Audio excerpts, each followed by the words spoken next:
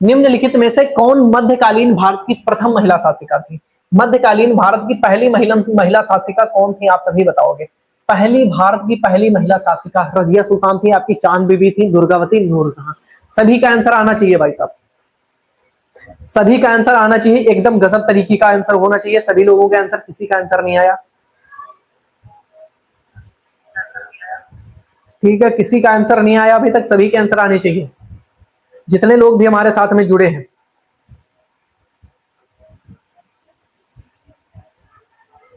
चलो, सभी का आंसर आना चाहिए भाई, किसी का आंसर नहीं आया। चलिए, कोई दिक्कत नहीं है।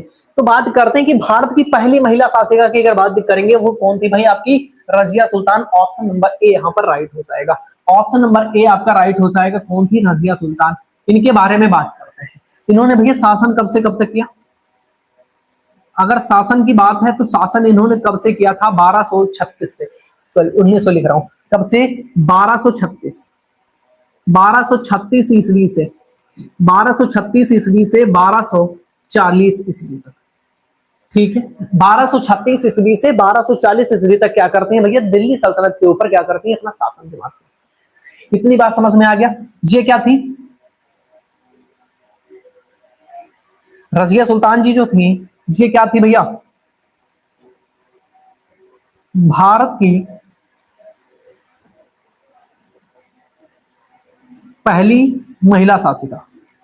ठीक है, पहली महिला शासिका थी, ये बात ध्यान रखनी है हमें, पहली महिला शासिका थी। और बात करें अगर अंतिम, पहली तो थी ही, और ये क्या थी? मुस्लिम थी, तो क्या लिखोगे? अंतिम मुस्लिम शासिका, अंतिम मुस्लिम महिला शासिका, अंतिम महिला मुस्लिम महिला शासिका। ये बात साथ ही साथ ध्यान रखना है। पहली महिला थी तो ये तो सभी को पता है कि भैया पहली महिला थी, लेकिन ये जो मुस्लिम महिला शासिका बनी वो कौन बनी? पहली मुस्लिम थी और अंतिम भी मुस्लिम कौन? यही रही आपकी रजिया सुल्तान। इनके बारे में ये पॉइंट नोट करना। ठीक है फौजी, राजपूत फौजी, इतनी चीज क्लियर हो गई है क्या? इतनी चीज क्लियर हो गई। अब बात करते हैं कि भैया इन्हें जो अपना उत्तराधिकारी मनोनीत किया गया वो किसके द्वारा? जो आपकी रजिया सुल्तान थी, यहां पे लिखना, रजिया सुल्तान को इल्तुतमिश के द्वारा, इल्तुतमिश के द्वारा, इल्तुतमिश के द्वारा, इल्तुतमिश के द्वारा इन्हें अपना उत्तराधिकारी मनोनीत किया गया,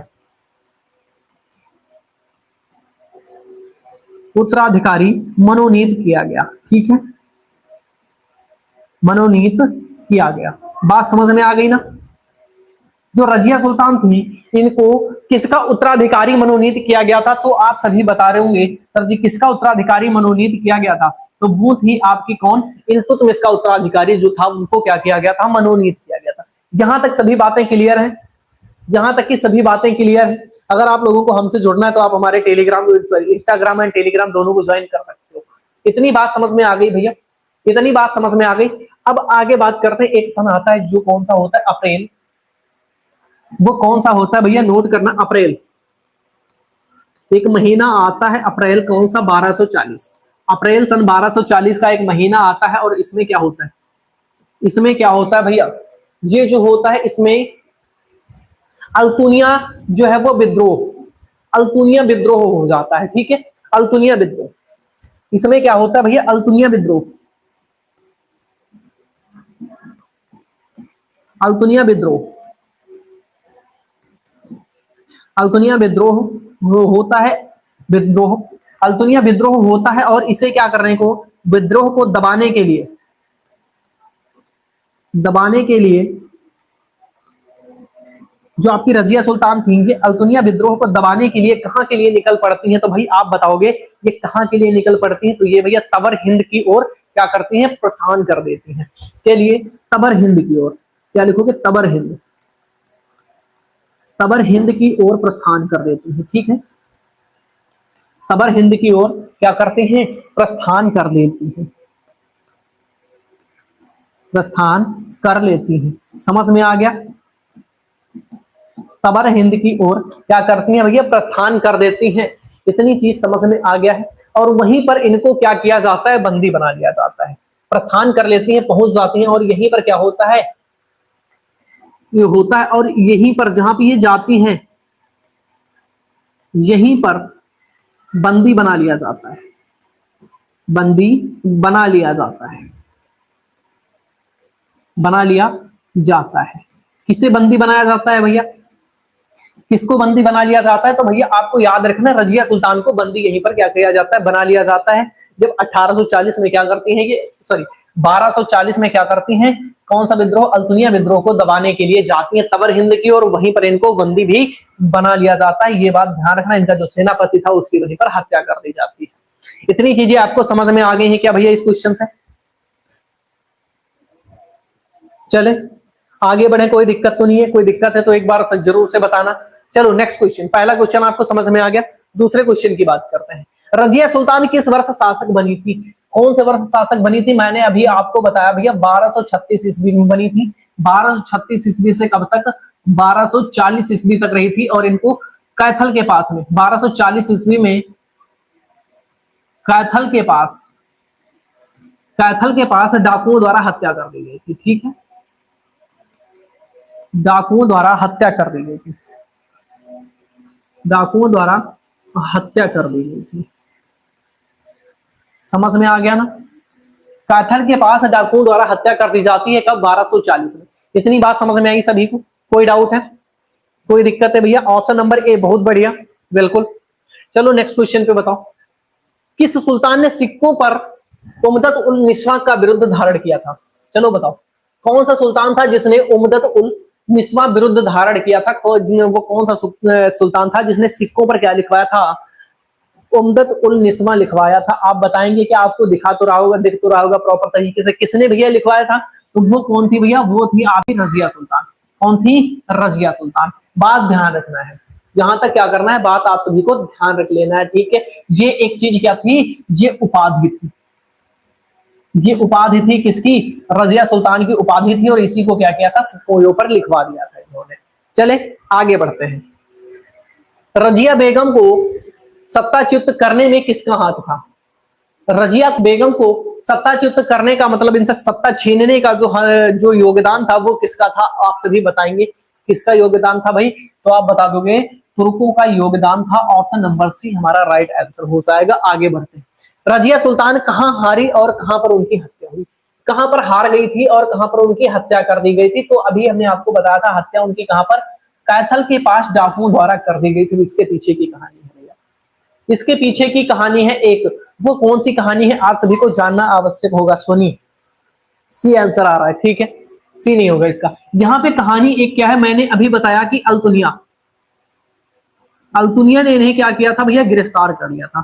अल्तुनिया ने इन्हें क्या किया था भैया? बंदी बना लिया था। अल्तुनिया ने इन्हें क्या बनाया था? बंदी। जब इनको अल्तुनिया के द्वारा बंदी बनाया जाता है तो ये क्या करते हैं? अल्तुनिया को अपने प्रेम मुंह में क्या करती हैं? अपने ऊपर मोहित कर लेती हैं, और इसी से क्या करती हैं? इसी से 1240 में, इसी से 1240 में क्या करती हैं भैया? शादी कर लेती हैं। किससे शादी कर लेती हैं? अल्तुनिया से ही क्या करती हैं भैया? रजिया सुल्तान शादी कर लेती हैं। शादी क्यों करती हैं? दिल्ली वापस पाने की इच्छा में, दिल्ली वापस पाने की इच्छा में से, वापस पाने के लिए, दिल्ली वापस पाने के लिए क्या करती हैं भाई? शादी कर लेती हैं, और इसको भी अपने साथ में शामिल कर लेती हैं। फिर क्या होता है भाई? फिर वहां से क्या कर रही थी? फिर ये शादी करके, फिर ये 1240 में शादी करके वापस आ रहे थे। फिर ये शादी करके वापस कहां पर आ रहे थे? दिल्ली वापस आ रहे थे, दिल्ली। और यहीं पर इनके साथ एक क्या हो जाता है? आक्रमण हो जाता है। किसके द्वारा? किसके द्वारा हो जाता है आक्रमण? एक कर दिया जाता है किसके द्वारा? बहरम शाह। बहरम शाह क्या करता है भैया? बहराम लिखेंगे क्या?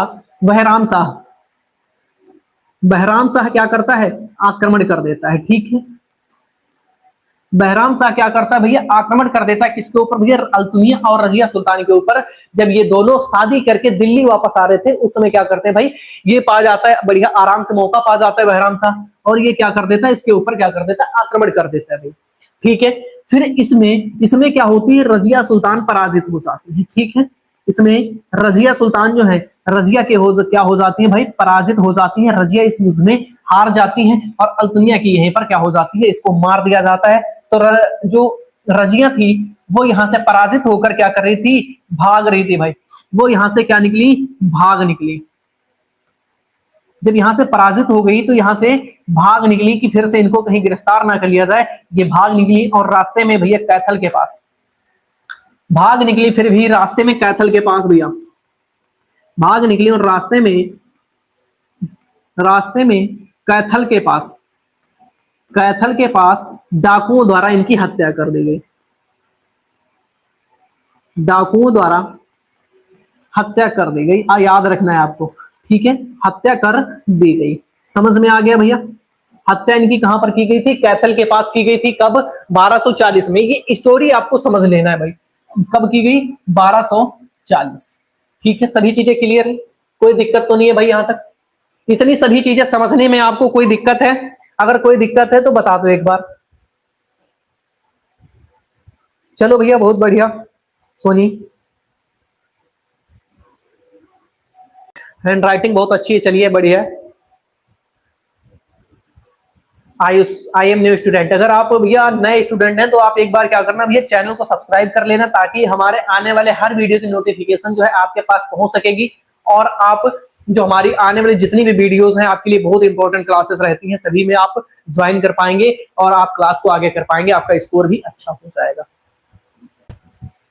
पूजा, ठीक है भाई, थोड़ा नाम में सुधार कर लो पूजा, थोड़ा नाम में अपने सुधार कर लो। चलिए बढ़ते हैं अगले क्वेश्चन की तरफ, मजा आएगा क्वेश्चन में।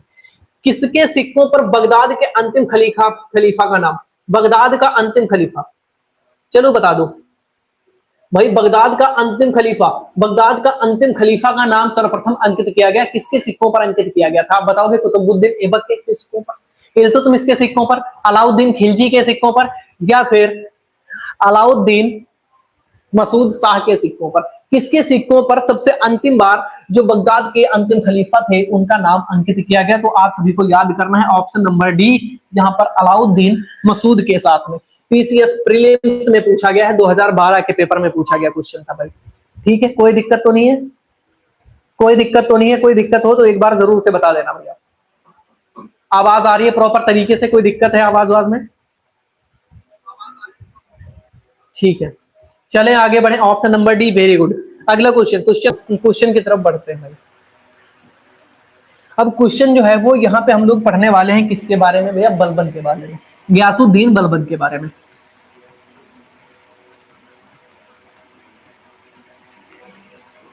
यहां पे हम लोग किसके बारे में पढ़ेंगे? गयासुद्दीन बलबन। गयासुद्दीन बलबन के बारे में यहाँ पे पढ़ेंगे हम लोग, डिटेल में चीजें जानेंगे, कौन सी चीजें हमारे एग्जाम के लिए इंपॉर्टेंट है, कौन सी चीजें इंपॉर्टेंट नहीं है। सारी चीजें जो इंपॉर्टेंट है सभी चीजें हम लोग करेंगे। चलो बढ़े पहले क्वेश्चन की तरफ। ये क्वेश्चन है, क्वेश्चन नंबर 49। दिल्ली के सुल्तान बलबन का पूरा नाम बलबन था? भैया दिल्ली के जो सुल्तान है इनका पूरा नाम क्या बलबन ही था? कौन सा बलबन? जलालुद्दीन बलबन, इल्तुतमिश तो ये तो थे नहीं। कुतुबुद्दीन का पूरा नाम क्या था? कुतुबुद्दीन ऐबक। जलालुद्दीन भी नहीं था। तो हमारा कौन सा हो जाएगा? Option number C, Ghiyasuddin Balban. कौन सा हमारा राइट आंसर हो जाएगा? Option number C, Ghiyasuddin Balban. आप सभी को याद रखना है। अखिलेश गौतम।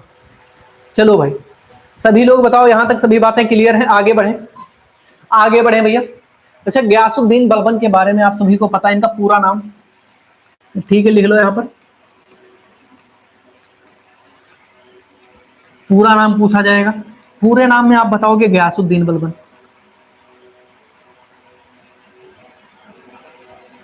गयासुद्दीन बलबन, ठीक है। अगर आपसे यहीं पर क्वेश्चन थोड़ा सा चेंज हो जाता है, और पूछ लिया जाता है वास्तविक नाम, क्या पूछ लिया जाता है? वास्तविक नाम आपसे पूछ लिया जाता है। बलबन का वास्तविक नाम क्या था?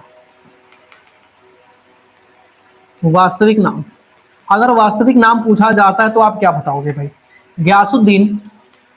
गयासुद्दीन बलबन का वास्तविक नाम क्या था? तो क्या था? बहाउद्दीन। ठीक, क्या नाम था? बहाउद्दीन। आपको याद रखना है क्या था? बहाउद्दीन। ये नाम आप सभी को याद करना है, क्योंकि आपके एग्जाम में पूछा जाएगा कि भैया इसका वास्तविक नाम क्या था। गयासुद्दीन बलबन, ये तो पूरा नाम का नाम था। ठीक है सोनी, गयासुद्दीन बलबन पूरा नाम था।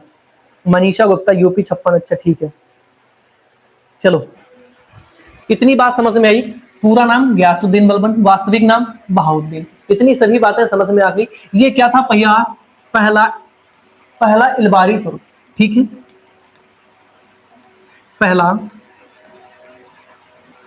पहला इलबारी तुर्क।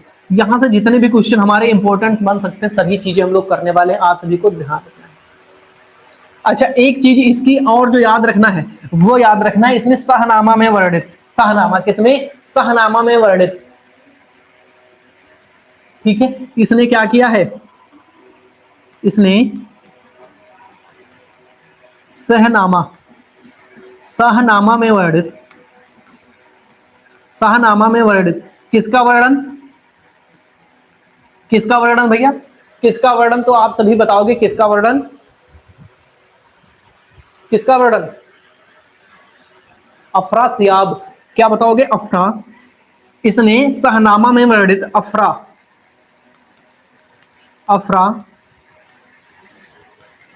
अफरासियाब का वंशज बताया है, अफरासियाब का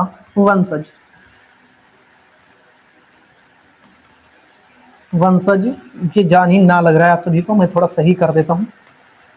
वंशज बताया, किसको बताया? अपने आप को। जो भैया गयासुद्दीन बलबन था ये क्या कह रहा था कि जो शाहनामा में, जो शाहनामा के अंदर जिनका वर्णन किया गया है भैया, उनका नाम है अफरासियाब, जो कि मैं उन्हीं का वंशज हूं, ये चीज उसने बताई। इसका अफरासियाब का वर्णन कहां पर मिलता है भैया? शाहनामा में। तो अब बात आई, किसकी बात आ गई? सब चीजें छोड़ दो थोड़ी देर के लिए, शाहनामा बात कर लो। ये किसकी पुस्तक है? शाहनामा के लेखक कौन है? तो आप क्या बताओगे भैया? फिरदौसी। क्या लिखना? फिरदौसी। क्या लिखोगे? फिरदौसी। याद रखना है, फिरदौसी याद रखना है, ठीक है। फिरदौसी जो थे ये किसके लेखक थे भैया? शाहनामा। इतनी सभी बातें इसके बारे में समझ में आ गई, सभी चीजें समझ पे आ गई। अब बात करेंगे, यहां पे बात करेंगे जो इसकी शासन व्यवस्था थी भैया, किसकी? बलबन की। क्या करो? बलबन की शासन व्यवस्था। एक मिनट भाई साहब, बलबन की शासन व्यवस्था, शासन, जो भैया बलबन की शासन व्यवस्था थी ये किस पे आधारित थी? जो बलबन की शासन व्यवस्था थी ये किसके ऊपर आधारित थी? तो आप सभी बताओगे कि भाई किसके ऊपर आधारित थी? तो आप सभी बता रहे ईरानी परंपरा पर, अर्थात फारसी परंपरा पर। तो शासन व्यवस्था थी ईरानी, ईरानी या फिर इसे ही क्या कहते हैं? फारसी, फारसी परंपरा पर आधारित, परंपरा पर आधारित, ठीक है। फारसी परंपरा पर आधारित थी। किसकी शासन व्यवस्था? आपके बलबन की शासन व्यवस्था आपके फारसी परंपरा पर आधारित। सभी बातें क्लियर है? कोई दिक्कत तो नहीं है भाई साहब? Akhilesh Gautam, good afternoon.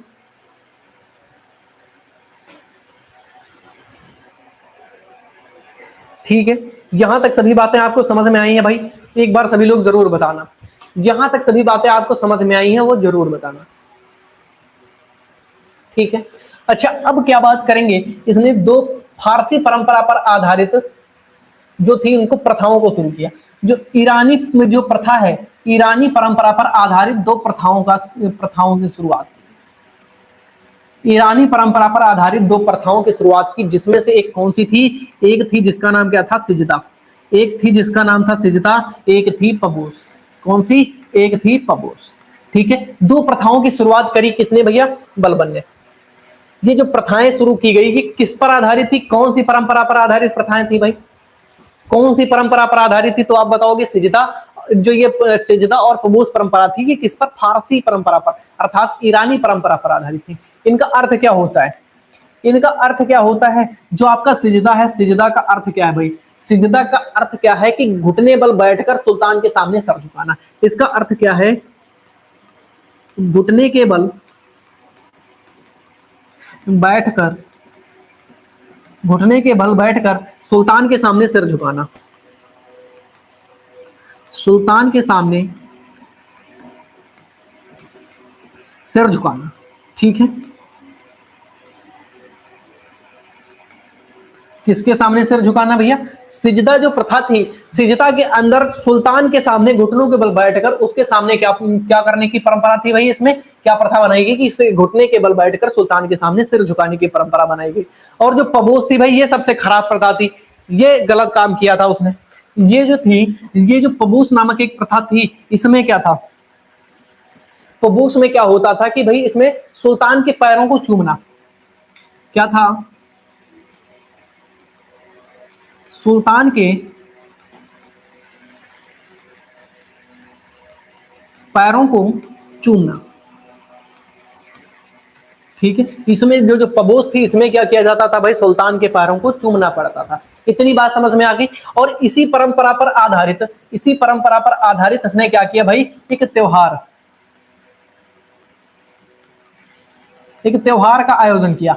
जो आपकी फारसी परंपरा है, इसी परंपरा पर आधारित बलबन क्या करता है, एक त्योहार का आयोजन करता है, जिसका नाम क्या था, नवरोज त्योहार। भाई कौन सा, नवरोज त्योहार, याद रखना है आप सभी को, कौन सा, नवरोज त्योहार।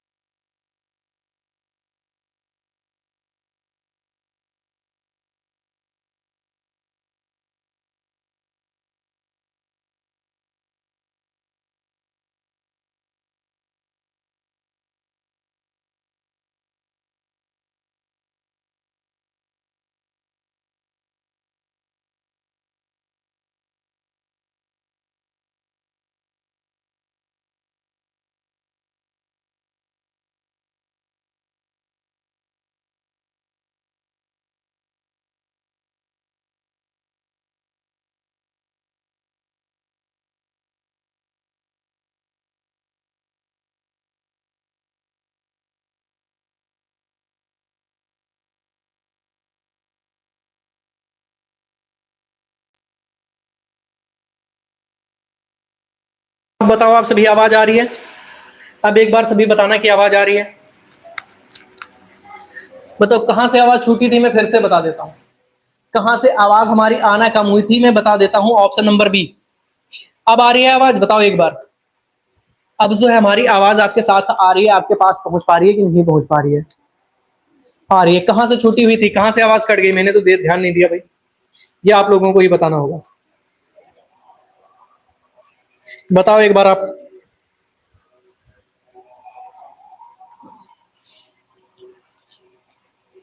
बताओ एक बार सभी भाई।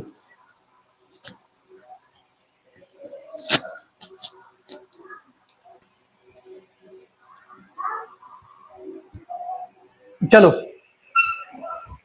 अब ठीक है आवाज, अब ठीक है आवाज, चलो ठीक है। अब बात करते हैं यहीं पे, जो हमने अभी पीछे आपको बताया कि जो बलबन की क्या थी, शासन व्यवस्था थी, किस पे आधारित थी भाई, ईरानी फारसी प्रथा पर या परंपरा पर। तो यहीं पर पूछा गया कि जो बलबन का दरबार था वो किस पे आधारित था भाई, वो किस पर, फारसी पद्धति पर आधारित था। अगला क्वेश्चन, ठीक है।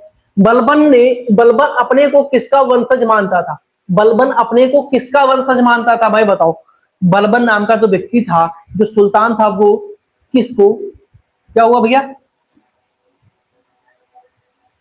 अच्छा, क्वेश्चन नंबर 50 से, ठीक है, कोई दिक्कत नहीं, उसको मैंने फिर से बता दिया।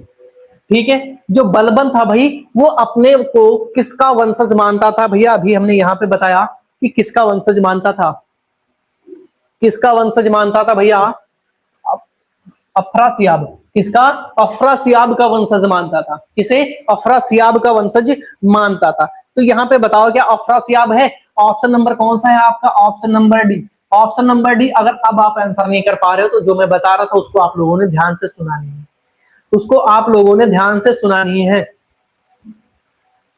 बिल्कुल बिल्कुल अखिलेश, जो ये क्लास चलती है वो बिल्कुल रेगुलर चलती है, अपने 1:30 से टाइम पर स्टार्ट होती है।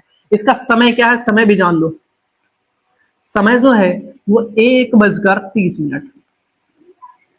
ठीक है, दोपहर 1:30 से ये क्लास स्टार्ट होती है। तो ये बात समझ में आई, किसका वंशज था? अफरासियाब का वंशज अपने आप को मान लेता था भाई। क्वेश्चन नंबर 52, दिल्ली का प्रथम सुल्तान जिसने दरबार में गैर इस्लामी प्रथाओं का प्रचलन किया था। गैर इस्लामी प्रथाएं, कौन सी गैर इस्लामी प्रथाएं थी भाई? गैर इस्लामी प्रथाओं का प्रचलन किया था, तो आप बताओगे भैया बलबन ने किया था। किसका? गैर इस्लामी प्रथाओं का प्रचलन। उनमें से कौन थी? उनमें से दो प्रथाएं थी जो मैंने आपको बताया।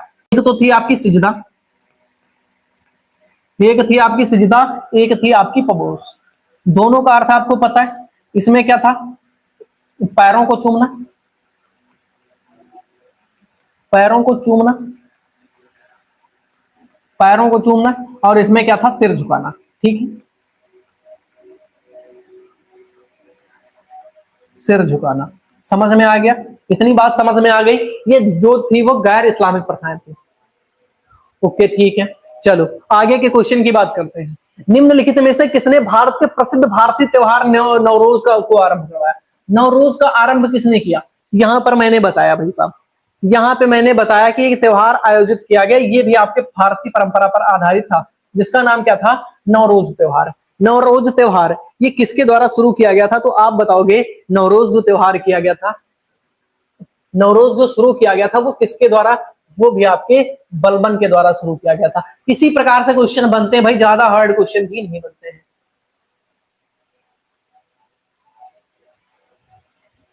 बलबन के द्वारा, ठीक है। बलबन के लिए हम ही पढ़ ही रहे, ठीक है। बलबन से जुड़ी सारी चीजें हम लोग यहाँ पे पढ़ेंगे। अगर आप अंत तक जुड़े रहते, बलबन से सारे के सारे क्वेश्चन आपके क्लियर हो जाएंगे।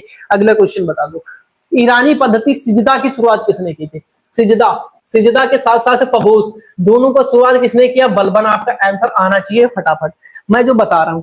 चलो यहाँ पे बताओ, वह प्रथम मुस्लिम शासक कौन था जिसने अपने शासन के सिद्धांत को राजाओं के ईश्वरीय अधिकार सिद्धांत के समान प्रतिपादित किया था? ईश्वरीय अधिकार, राजाओं के ईश्वरीय अधिकार, भैया ये कौन सा था शासक? आप बताओगे क्या? नंबर 57 क्वेश्चन, ठीक है। चले, तो वो कौन था भैया? बलबन। अब यहाँ पे कुछ चीजें बलबन के बारे में जाननी है हमें। यहाँ पर हम लोग कुछ चीजें बलबन के बारे में जानेंगे क्योंकि हमारा क्वेश्चन उसी से रिलेटेड है। ऑप्शन सी, ठीक है। ये चीजें हम लोग इसके लिए जानेंगे क्योंकि उसी से हमारा क्वेश्चन रिलेटेड है, तो ज्यादा समझ में आएगा भाई। तो क्वेश्चन जहां पे जिस प्रकार से आता है उसी प्रकार से चीजों हम लोग यहाँ पे समझ लेते हैं। जो बलबन था ये एक ऐसा पहला शासक था, ये एक पहला शासक था दिल्ली सल्तनत का जिसने क्या किया? सुल्तान के पद, ठीक है, इसने क्या किया था? पहला शासक था जिसने सुल्तान के पद, सुल्तान के पद और अधिकारों पर विस्तृत चर्चा की थी। क्या किया था? या विस्तृत विचार प्रकट किए थे, ठीक है। और अधिकारों पर, अधिकारों पर विस्तृत विचार, विस्तृत विचार प्रकट किए या विस्तृत चर्चा करी, ठीक है। विस्तृत विचार प्रकट किए। समझ में आ गया? इतनी बात समझ में आई?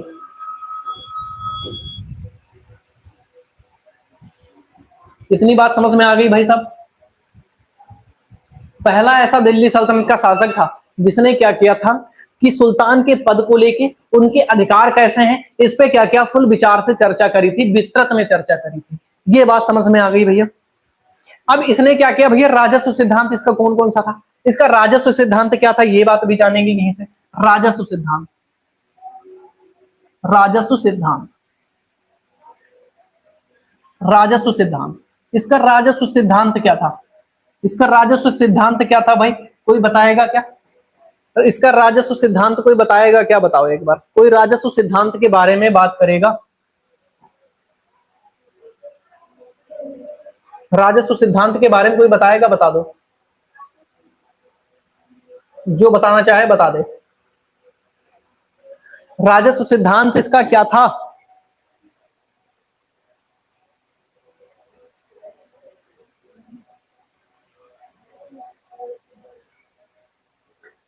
भाई अगर वो तुक्का लगा रही है तो तुम भी तुक्का लगाओ ना, तुम भी तुक्के में सही करो, देखें कितने सही करोगे तुक्के में। अगर सोनी तुक्का लगा रही है तो भैया तुम भी तुक्के लगाओ, एटलीस्ट तुम भी तुक्के में सही कर दो, क्या दिक्कत है?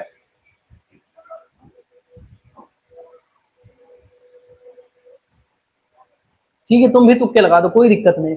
बट यहाँ पे तुक्के लगा लेना, लेकिन एग्जाम में मत लगाना कोई लोग, वरना गलत करके आ जाओगे क्वेश्चन अगर सटीक नहीं बैठा तो। बाकी तुक्के जो होते हैं ज्यादातर गलत ही जाते हैं, ये बात सभी को पता होगी। इतनी बात आपको समझ में आई कि भैया राजस्व सिद्धांत इसके कौन कौन से थे? प्रतिष्ठा, शक्ति और न्याय, ठीक है। इसके जो सिद्धांत थे वो क्या था? प्रतिष्ठा। प्रतिष्ठा क्या था भैया? प्रतिष्ठा। शक्ति, इसकी शक्ति कौन सी?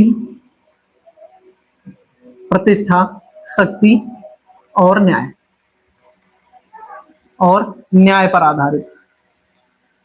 ठीक है, और क्या थे भैया? जो इसके सिद्धांत थे वो प्रतिष्ठा पर आधारित थे, शक्ति पर आधारित थे, न्याय पर आधारित थे। ठीक है ना, इतनी बात समझ में आ गई? न्याय पर आधारित। कोई दिक्कत है? जो इसके सिद्धांत थे ये कौन कौन से सिद्धांतों को फॉलो करता था, किन सिद्धांतों पे काम करता था, वो चीज आपको समझ में आई? चलें आगे, आगे की बात कर लें। Thank you sir. चलिए ठीक है, आयुष ऑफिशियल। चलें आगे की बात करें। अब यहां पे बात करते हैं कि जो इसका राजस्व सिद्धांत था, इसकी दो विशेषताएं थी। इसकी क्या थी? दो विशेषताएं थी भाई। वो कौन सी दो विशेषताएं थी, कौन बताएगा? इसकी दो विशेषता कौन सी थी, दो विशेषताएं कौन सी थी, कौन बताएगा? पहली विशेषता कौन सी थी, दूसरी विशेषता कौन सी थी? पहली जो सबसे बड़ी विशेषता थी, प्रथम सुल्तान जो है वो प्रथम सुल्तान है, वो पहला सुल्तान का पद जो था ईश्वर के द्वारा दिया गया। प्रथम सुल्तान पद क्या बताया? पहली विशेषता क्या थी? प्रथम सुल्तान पद। ठीक है, प्रथम सुल्तान पद क्या है? ईश्वर के द्वारा दिया गया है। पद ईश्वर के द्वारा। जो सुल्तान का पहला पद है वो किसके द्वारा दिया गया? ईश्वर के द्वारा दिया गया। लेकिन जो द्वितीय सुल्तान है उसका निरंकुश होना आवश्यक था। जो द्वितीय सुल्तान बनेगा, द्वितीय सुल्तान, द्वितीय सुल्तान का निरंकुश होना अनिवार्य है। द्वितीय सुल्तान का निरंकुश होना, निरंकुश होना अनिवार्य। ठीक है, याद रखोगे, निरंकुश होना अनिवार्य था। इतनी बात समझ में आ गई? यहां से इतनी बात आपको समझ में आ गई? क्योंकि सारी चीजें हमें पढ़नी है। हमारी क्लास चाहे जितनी लंबी जाए, चाहे जितना टाइम लगे, चाहे जितने पार्टों में करना पड़े, लेकिन जो चीज हम लोग पढ़ेंगे बिल्कुल डिटेल में पढ़ेंगे, एक एक पॉइंट पढ़ेंगे। आपका एग्जाम में बाहर नहीं जाना चाहिए। ठीक है, चलें आगे बात करें।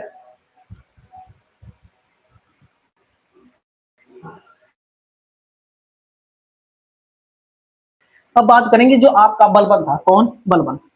जो आपका गयासुद्दीन बलबन था, इसके अनुसार भैया, इसके अनुसार सुल्तान ईश्वर का प्रतिनिधि माना जाता था। ठीक है, इसके अनुसार जो सुल्तान था वो ईश्वर का प्रतिनिधि माना जाता था। किसके अनुसार? बलबन के अनुसार। इसके अनुसार,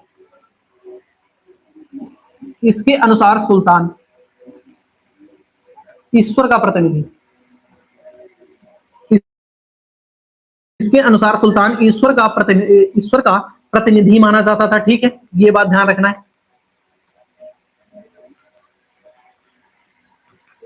माना जाता। बलबन के अनुसार जो सुल्तान होता था वो क्या होता था? एक ईश्वर का प्रतिनिधि हुआ करता था। इतनी बात समझ में आई? जिसे क्या कहते थे? नाइब ए खुदाई। जो ईश्वर का प्रतिनिधि था इसे किस नाम से जाना जाता था? नाइब ए खुदाई के नाम से। इसे किस नाम से? नाइब ए खुदाई। नाइब ए खुदाई के नाम से जाना जाता था। ये बात आप सभी को याद करना है भैया, क्योंकि यहां से आपके एग्जाम में क्वेश्चन बनेगा। इतनी बात समझ में आ गई? कोई दिक्कत? कोई दिक्कत हो तो बताओ एक बार। चले आगे बढ़े। और क्या करता है? ये चीज करती है। और इसने क्या किया भैया? एक इसने उपाधि धारण करी जिसका नाम क्या था? जिल्ले इलाही। और साथ ही में और जिल्ले इलाही, जिल्ले इलाही, एक मिनट, जिल्ले इलाही की उपाधि धारण की। ठीक है, उपाधि धारण की, जिल्ले इलाही की उपाधि धारण की। किसने जिल्ले इलाही की उपाधि किसने धारण करी थी? भाई बलबन ने धारण करी थी। यहां तक की सभी बातें आपको समझ में आ गई?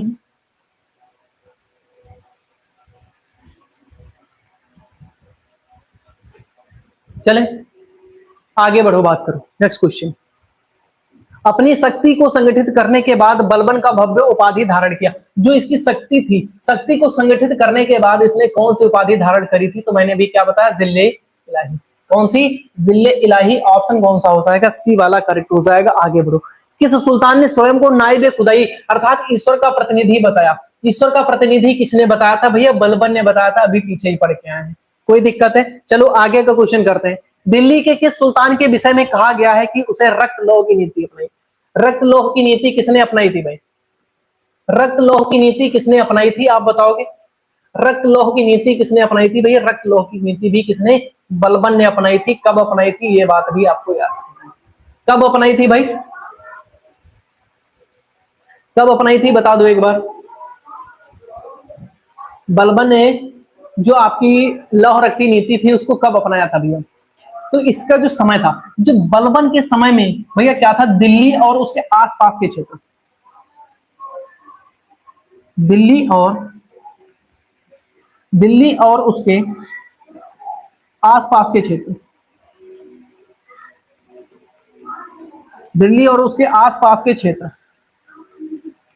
जो दिल्ली और उसके आसपास के क्षेत्र थे, वहां की क्या थी? क्षेत्र की कानून व्यवस्था, कानून व्यवस्था बिगड़ चुकी थी। ठीक है ना? कानून व्यवस्था बिगड़ चुकी थी या खराब हो चुकी थी, लिख लो। बिगड़ चुकी थी, बिगड़ चुकी थी। कानून व्यवस्था क्या हो चुकी थी भैया? दिल्ली और उसके आसपास के जितने भी इसके क्षेत्र थे, दोबाब का क्षेत्र, उसकी सभी की कानून व्यवस्था जो थी वो भाई साहब क्या हो चुकी थी? खराब हो चुकी थी। ये खराब होने का कारण क्या था, ये भी आगे जानेंगे। और ये खराब हो चुकी थी जिसके कारण मेवाती जो थे, जिसके कारण भाई खराब हो चुकी थी, ये व्यवस्था खराब होने के कारण मेवाती जो थे, मेवाती क्या करते थे?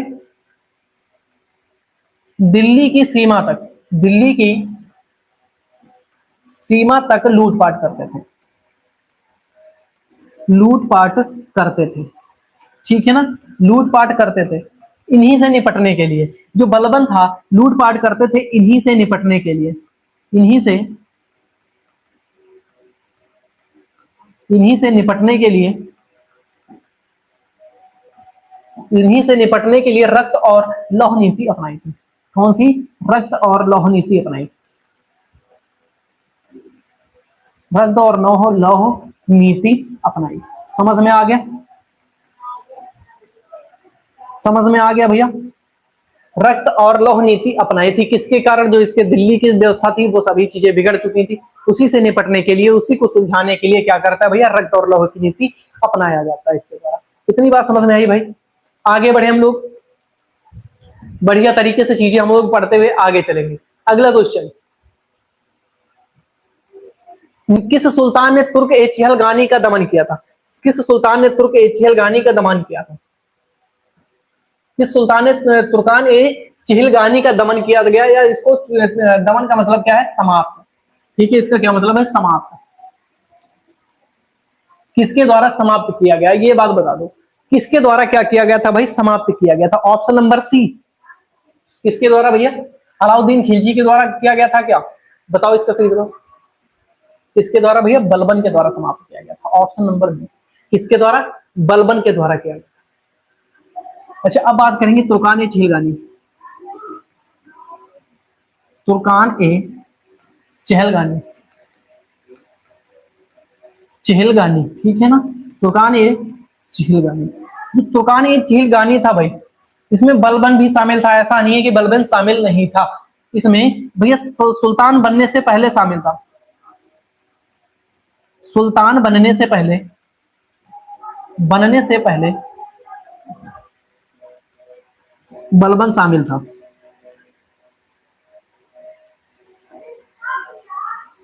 बलबन इसमें क्या था भाई? शामिल था।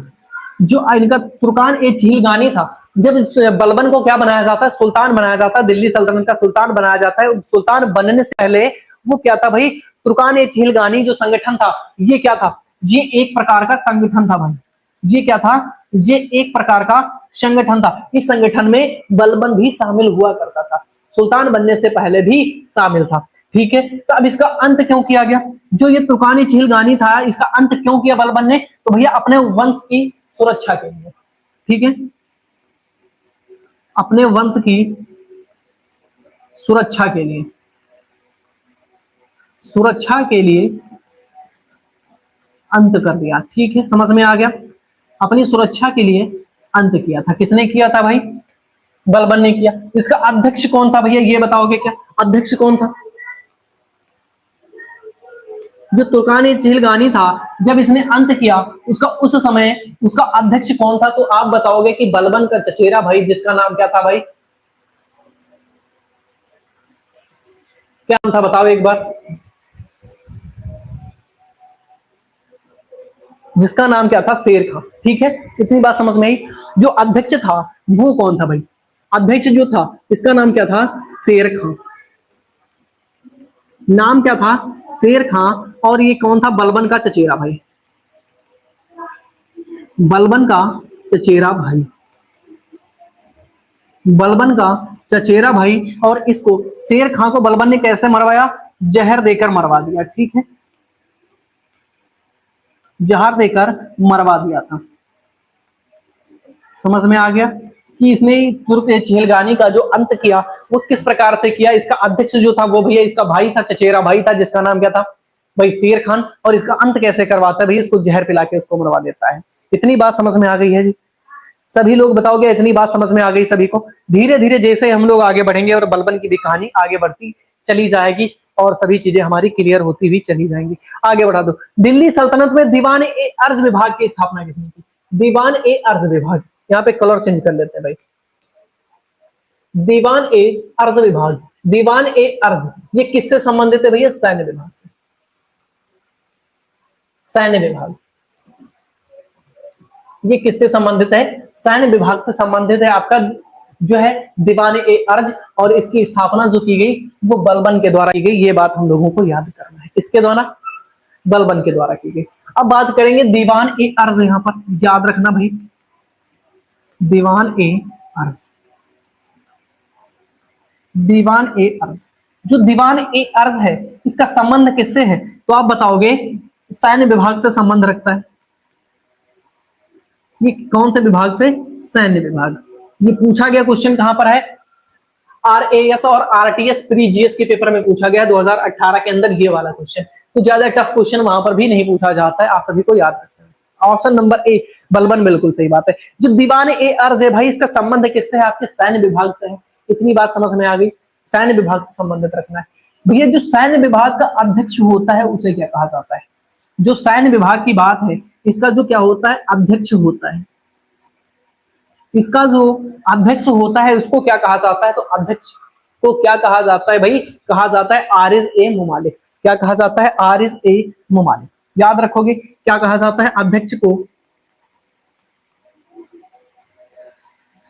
आरिज ए मुमालिक। आरिज ए मुमालिक के नाम से जाना जाता है। किसको? जो सैन्य विभाग का अध्यक्ष होता है उसे क्या कहा जाता है? आरिज ए मुमालिक कहा जाता है। और इसके पहले अध्यक्ष कौन थे? आप बताओगे क्या? पहले अध्यक्ष का नाम क्या था भैया? सभी बता दो एक बार फटाफट। पहले जो अध्यक्ष थे उनका नाम क्या था? इमादुल मुल्क। इमादुल मुल्क, ठीक है ना? इमादुल मुल्क याद रखना है। ठीक है, इमादुल मुल्क। नाम क्या था? इमादुल मुल्क। नाम क्या था? इमादुल मुल्क। और इनको एक उपाधि दी गई थी। वो उपाधि कौन सी दी गई थी? इनको एक उपाधि दी गई जिसका नाम क्या है? इमादुल मुल्क जो थे वो क्या थे भैया? सैन्य विभाग के पहले अध्यक्ष। और अध्यक्ष को आरिज ए मुमालिक के नाम से जाना जाता है। यहां तक बात क्लियर है? पहले अध्यक्ष कौन थे? कौन थे भाई? इमादुल मुल्क थे। और इनको जो उपाधि दी गई कौन सी? रावत ए अर्ज। इनको कौन सी उपाधि दी गई थी? रावत ए अर्ज। रावत ए अर्ज। समझ में आ गया? कौन सी उपाधि दी गई? रावत ए अर्ज की उपाधि दी गई थी। इतनी बात सभी चीजें याद रखना है आप सभी को, कोई डाउट नहीं होना चाहिए। रावत ए अर्ज की उपाधि दी गई। चले आगे क्वेश्चन की तरफ। चले आगे क्वेश्चन की तरफ, कोई दिक्कत तो नहीं है? इतना डीप में नहीं पूछता है। नहीं, देखो हम जो चीजें पढ़ेंगे वो आराम से पढ़ेंगे, कोई दिक्कत नहीं होनी है। क्योंकि ऐसा तो हम कह नहीं सकते ऐसा तो हम कह नहीं सकते कि इतना डीप पूछेगा ही नहीं पूछेगा। आप पिछली बार, इस बार तो पेड का पेपर सही था, पिछली बार वाला पेपर देख लीजिए। अभी आपकी जो एसएससी का एग्जाम करा रहा है, नया टेंडर मिला है एडीक्यूटी को, उसका कोई भरोसा नहीं है कि अभी तो सरल पेपर बना रहे, पता नहीं क्या कब उसका दिमाग घूम जाए कि कहां से पूछ ले क्वेश्चन उठा के, उसका तो हम लोग कोई जान नहीं सकते। और ये सीधा सीधा बोल भी नहीं सकते कि ये क्वेश्चन नहीं पूछा जाएगा। हम बोल भी नहीं सकते कि ये क्वेश्चन नहीं पूछा जाएगा। ये पूछा भी जा सकता है, नहीं भी पूछा जा सकता है। ये बात ध्यान रखना है आप सभी को, ठीक है। इतनी बात आप सबको ध्यान रखना। देखो ये क्वेश्चन आपका पूछा जा सकता है, दीवान ए अर्ज। जो दीवान ए अर्ज है ये बेसिक सा क्वेश्चन, ये आपके एग्जामों में पूछा भी गया है। आपके जैसे एसएससी जीडी में भी पूछा जा चुका है, यूपी पुलिस में भी पूछा जा चुका है, ये सारे एग्जामों में लगभग पूछा भी जाता है, पूछा भी जा चुका है। और जैसे ये है आपके, इनके पहले अध्यक्ष को क्या कहा जाता है, इन चीजों को हो सकता है एग्जाम में ना पूछे। अगर पूछ लेगा तो हमारा गलत नहीं होना चाहिए, क्योंकि हम यहाँ पे पढ़ चुके हैं। अगर पढ़े नहीं रहेंगे तो बाद में आपको पछतावा होगा कि सर पढ़ा रहे थे, हम पढ़े नहीं, सर से बताए कि डीप में नहीं पूछता है। ये बात ध्यान रखना भाई, ये डीप में नहीं है, कोई चीजें आपके एग्जाम में तो पूछी जाएंगी, बस उन्हीं पे चर्चा की जा रही है। आगे बताओ अगला क्वेश्चन। देखो क्वेश्चन पूछा गया कि नहीं, रावत ए अर्ज की पदवी किसे दी गई थी। अगला क्वेश्चन देखो पूछा गया कि नहीं वहीं से, रावत ए अर्ज, रावत ए अर्ज की पदवी। लेकिन ये यूपी पीसीएस में पूछा गया है, यूपी पीसीएस प्रीलिम्स में पूछा गया है भैया, यूपी पीसीएस प्रीलिम्स में पूछा गया है 2003 में। बाकी कुछ छोटे एग्जाम में नहीं पूछा गया था, यूपी पीसीएस में पूछा गया था। स्क्रॉल करो। अच्छा चलो बताओ, सल्तनत में रावत ए अर्ज की पदवी किसे दी गई थी, तो वो भैया किसको दी गई थी बता दो, इमादुल मुल्क को। इमादुल मुल्क ऑप्शन कौन सा हो जाएगा, बी वाला राइट हो जाएगा, आप लोगों ने देख लिया। चलो, सल्तनत काल में सैन्य विभाग के अध्यक्ष को क्या कहा जाता था। सल्तनत काल में सैन्य विभाग के अध्यक्ष को क्या कहा जाता था। सैन्य विभाग के अध्यक्ष, जो सैन्य विभाग के अध्यक्ष थे, मैंने क्या बताया था, मुमालिक। कौन से मुमालिक, आरिज ए मुमालिक, आरिज ए मुमालिक। ऑप्शन नंबर बी वाला आपका सही हो जाएगा। ये कौन सा, सैन्य विभाग। सैन्य विभाग जो है इसे क्या कहते हैं, दीवान ए अर्ज। कौन सा, दीवान ए अर्ज याद रखना है, ये क्वेश्चन याद रखना। दीवान ए अर्ज जो है जिसका संबंध किससे, सैन्य विभाग से, ये चीज आपको याद रखनी है। Option number B D. चलो आपके तुरंत आंसर हो जाएंगे अगर जो मैं पढ़ाऊंगा, जो चीजें मैं छोटी छोटे पॉइंट जो मैं बताता हूं, अगर आप उसको उस पर फोकस कर ले गए तो उसके आगे के बनने वाले जितने भी क्वेश्चन है आपके आसान तरीके से हो जाएंगे। ठीक है, चलें आगे, आगे बढ़े भैया। अगला क्वेश्चन क्या है देखते हैं। किस सुल्तान ने, किस सल्तनत शासक ने सीमा विस्तार नीति नहीं अपनाई थी। वो कौन सा शासक था जिसने सीमा विस्तार की नीति नहीं अपनाई थी। न अपनाने का कारण भी था भाई, कौन सा कारण था जिसके कारण, तो भैया वो सुल्तान जो थे वो कोई और नहीं, वो बलबन थे। अब बात करते हैं कारण कौन सा था भैया, कारण कौन सा था, तो कारण था मंगोलों के आक्रमण का भय। कारण था मंगोलों के आक्रमण का भय, मंगोलों के आक्रमण का भय, मंगोलों के आक्रमण का भय, मंगोलों के आक्रमण का भय। मंगोलों का भय इतना ज्यादा था बलबन को, किसी इसने कभी भी अपनी सीमा बढ़ाने के बारे में सोची ही नहीं। ठीक है, ये बात ध्यान रखना। फिर क्या आ रहा है, बलबन के द्वारा विजय के स्थान पर शुद्धिकरण नीति अपनाने के लिए लिखित में से कारण नहीं था। कौन सा कारण नहीं था भैया, विदेशी आक्रमण का भय, ये तो कारण था। ठीक है, आंतरिक विद्रोह, ये भी कारण था। ठीक है, भारतीय शासकों को तुर्की शासकों को काट फेंकने की इच्छा, ये भी कारण था। कौन सा कारण नहीं था, उसका कमजोर जो स्वभाव था, ये कारण नहीं था। ऑप्शन कौन सा हो जाएगा, ऑप्शन नंबर डी वाला हमारा राइट आंसर हो जाएगा। ठीक है, चलो आगे। ज्यादा डी में क्वेश्चन था, वो ज्यादा डी में क्वेश्चन था, इसीलिए बता दिया। निम्नलिखित में से कौन सा कथन बलबन से सही संबंधित नहीं है, बलबन से संबंधित नहीं है, बता दो एक बार। बलबन से सही संबंधित नहीं है। पहला क्या कह रहा है, उसने नियाबत एक खुदाई के सिद्धांत का प्रतिपादन किया, उसने नियाबत एक खुदाई के सिद्धांत का प्रतिपादन किया क्या, बताओ एक बार, चलो बताओ, किया क्या उसने, तो भैया बिल्कुल किया था उसने। ठीक है, फिर क्या कह रहा, दूसरा क्या है, उसने इक्तादारी व्यवस्था प्रारंभ की। क्या किया, इक्तादारी व्यवस्था। इक्तादारी व्यवस्था किसने प्रारंभ की थी भाई, जो इक्तादारी व्यवस्था है इसको किसने किया था शुरू, इसको किसने किया था भैया, इल्तुतमिश ने किया था। इसको किसने शुरू किया था, इल्तुतमिश। कल की क्लास में अगर आप लोग जुड़े होंगे, मतलब पहली वाली जो क्लास थी, तो आपको पता होगा इक्तादारी जो प्रथा शुरू की गई थी वो किसके द्वारा, आपके बलबन के द्वारा किया गया था। ठीक है, तो आपका ऑप्शन नंबर बी जो है वही जो है इससे सही संबंधित नहीं है, ये चीज पूछी गई है। तो ऑप्शन आपका जो है ऑप्शन नंबर बी हमारा करेक्ट आंसर हो जाएगा। अच्छा, इकता जो है ये है क्या भैया? राजस्व कर है। ये क्या है? एक राजस्व कर है। इतनी बात समझ में आ गया? चले, बलबन के शासन काल में तुगरिल खान का विद्रोह कहां हुआ? तुगरिल खान का विद्रोह कहां पर हुआ था? बलबन के शासन काल में तुगरिल खान का विद्रोह, बताओ एक बार, तुगरिल खां का विद्रोह कहां पर हुआ था? ये चीज अभी आप लोगों को पढ़ाया नहीं गया है, ये चीज आप सभी को पढ़ाया नहीं गया है। ये विद्रोह जो हुआ था जी भैया, बंगाल के ऊपर विद्रोह हुआ था। कहां पर? बंगाल के ऊपर विद्रोह हुआ। कब हुआ था आपको याद रखना है? 1279। कब? 1279 ईस्वी में। कब होता है? 1279 ईस्वी में होता है भैया। किसका? तुर्गिल खां का विद्रोह होता है। इतनी बात समझ में आ गई? अब बात करेंगे तुर्गिल खां के बारे में, थोड़ी चीजें जो आपके एग्जाम में पूछी जाती हैं। तुर्गिल खां, तुर्गिल खां से संबंधित इसने इसने कौन सी उपाधि धारण करी? इसने जो उपाधि धारण करी वो उपाधि कौन सी थी बताओगे? मुगीसुद्दीन की। कौन सी? जो तुर्गिल खां था इसने इसने कौन सी उपाधि? इसने सुल्तान, कौन सी? सुल्तान मुगीसुद्दीन, सुल्तान मुगीसुद्दीन, याद रखना। इसने सुल्तान मुगीसुद्दीन की उपाधि धारण की उपाधि धारण करी। ठीक है, उपाधि धारण की। अपने आप से अपने आप को उपाधि दे लेते, जो राजा होते थे वो खुद से अपनी उपाधि बना लेते थे। ठीक है, इसने सुल्तान मुगीसुद्दीन की क्या कर ली? खुद से एक उपाधि धारण कर ली। इतनी बातें समझ में आ गई। और क्या किया? अपने नाम के, और अपने नाम के भैया, अपने नाम के, अपने नाम के क्या किए? सिक्के चलाए। ठीक है, अपने नाम के सिक्के चलाए।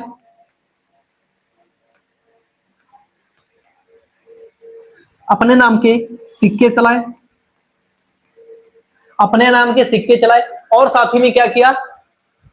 खुतबा भी खुतबा भी पढ़वाया। और साथ ही साथ में खुतबा भी पढ़वाया। ठीक है, और खुतबा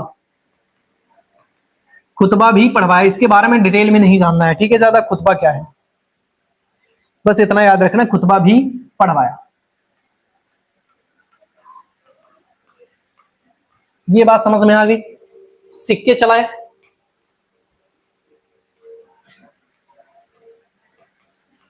सिक्के चलाए, और क्या किया भैया? खुतबा भी पढ़वाया।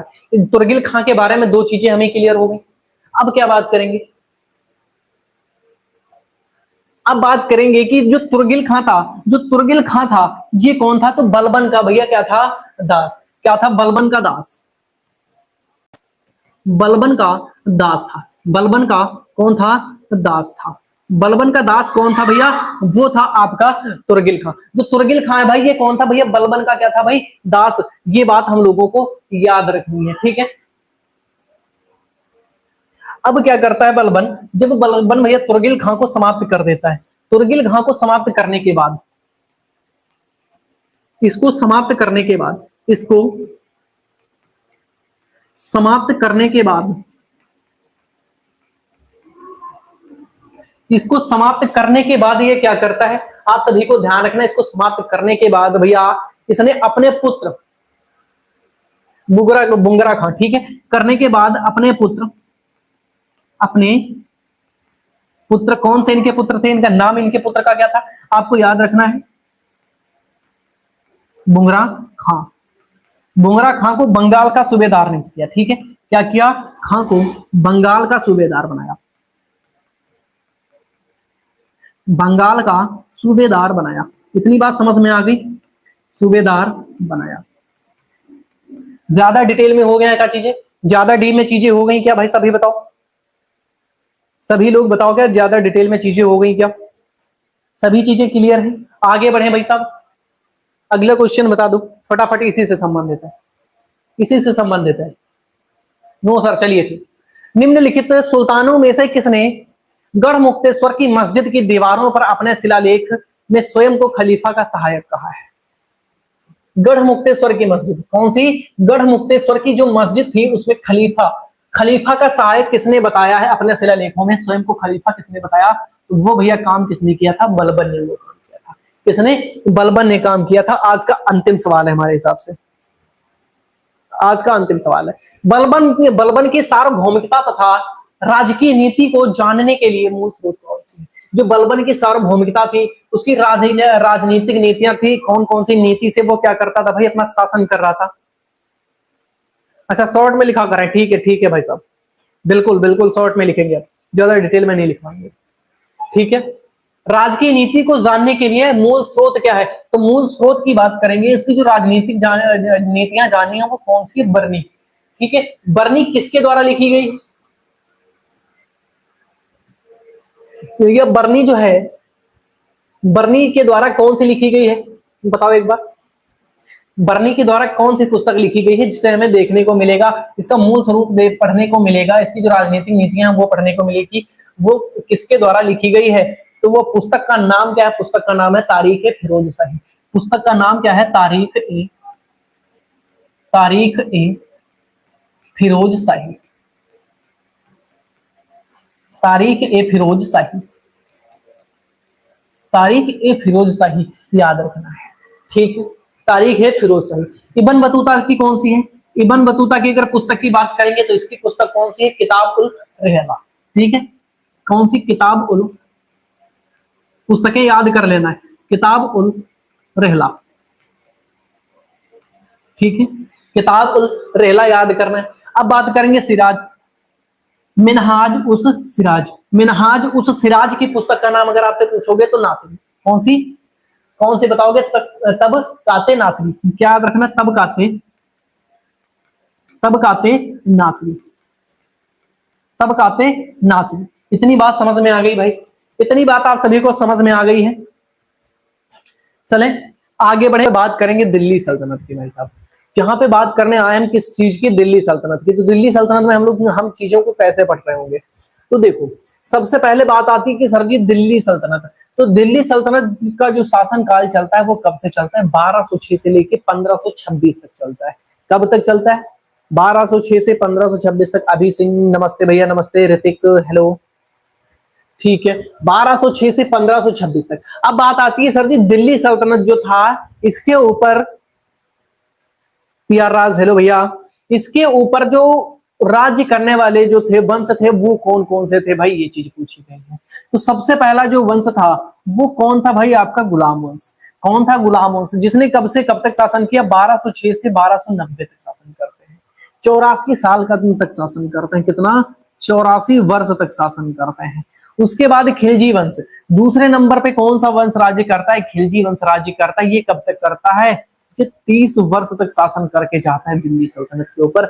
ये बात ध्यान रखना, एक एक बात हम लोग क्लास में पढ़ रहे होंगे, ठीक है। गुर्जर, ठीक है, अभी सिंह, चलो बढ़िया, एक एक बात हम लोग क्लास में पढ़ेंगे। उसके बाद जो तीसरा हमारा राज्य आता है वो कौन सा आता है भैया, तुगलक वंश। और ये कब से कब तक करता है, तो आप बताओगे, ये करता है आपका 94 वर्षों तक शासन, 94 वर्षों तक। उसके बाद आपका आता है चौथा जो राजवंश राज्य करने आता है वो होता है सैयद वंश। ये कब से कब तक करता है, तो आप बताओगे क्या,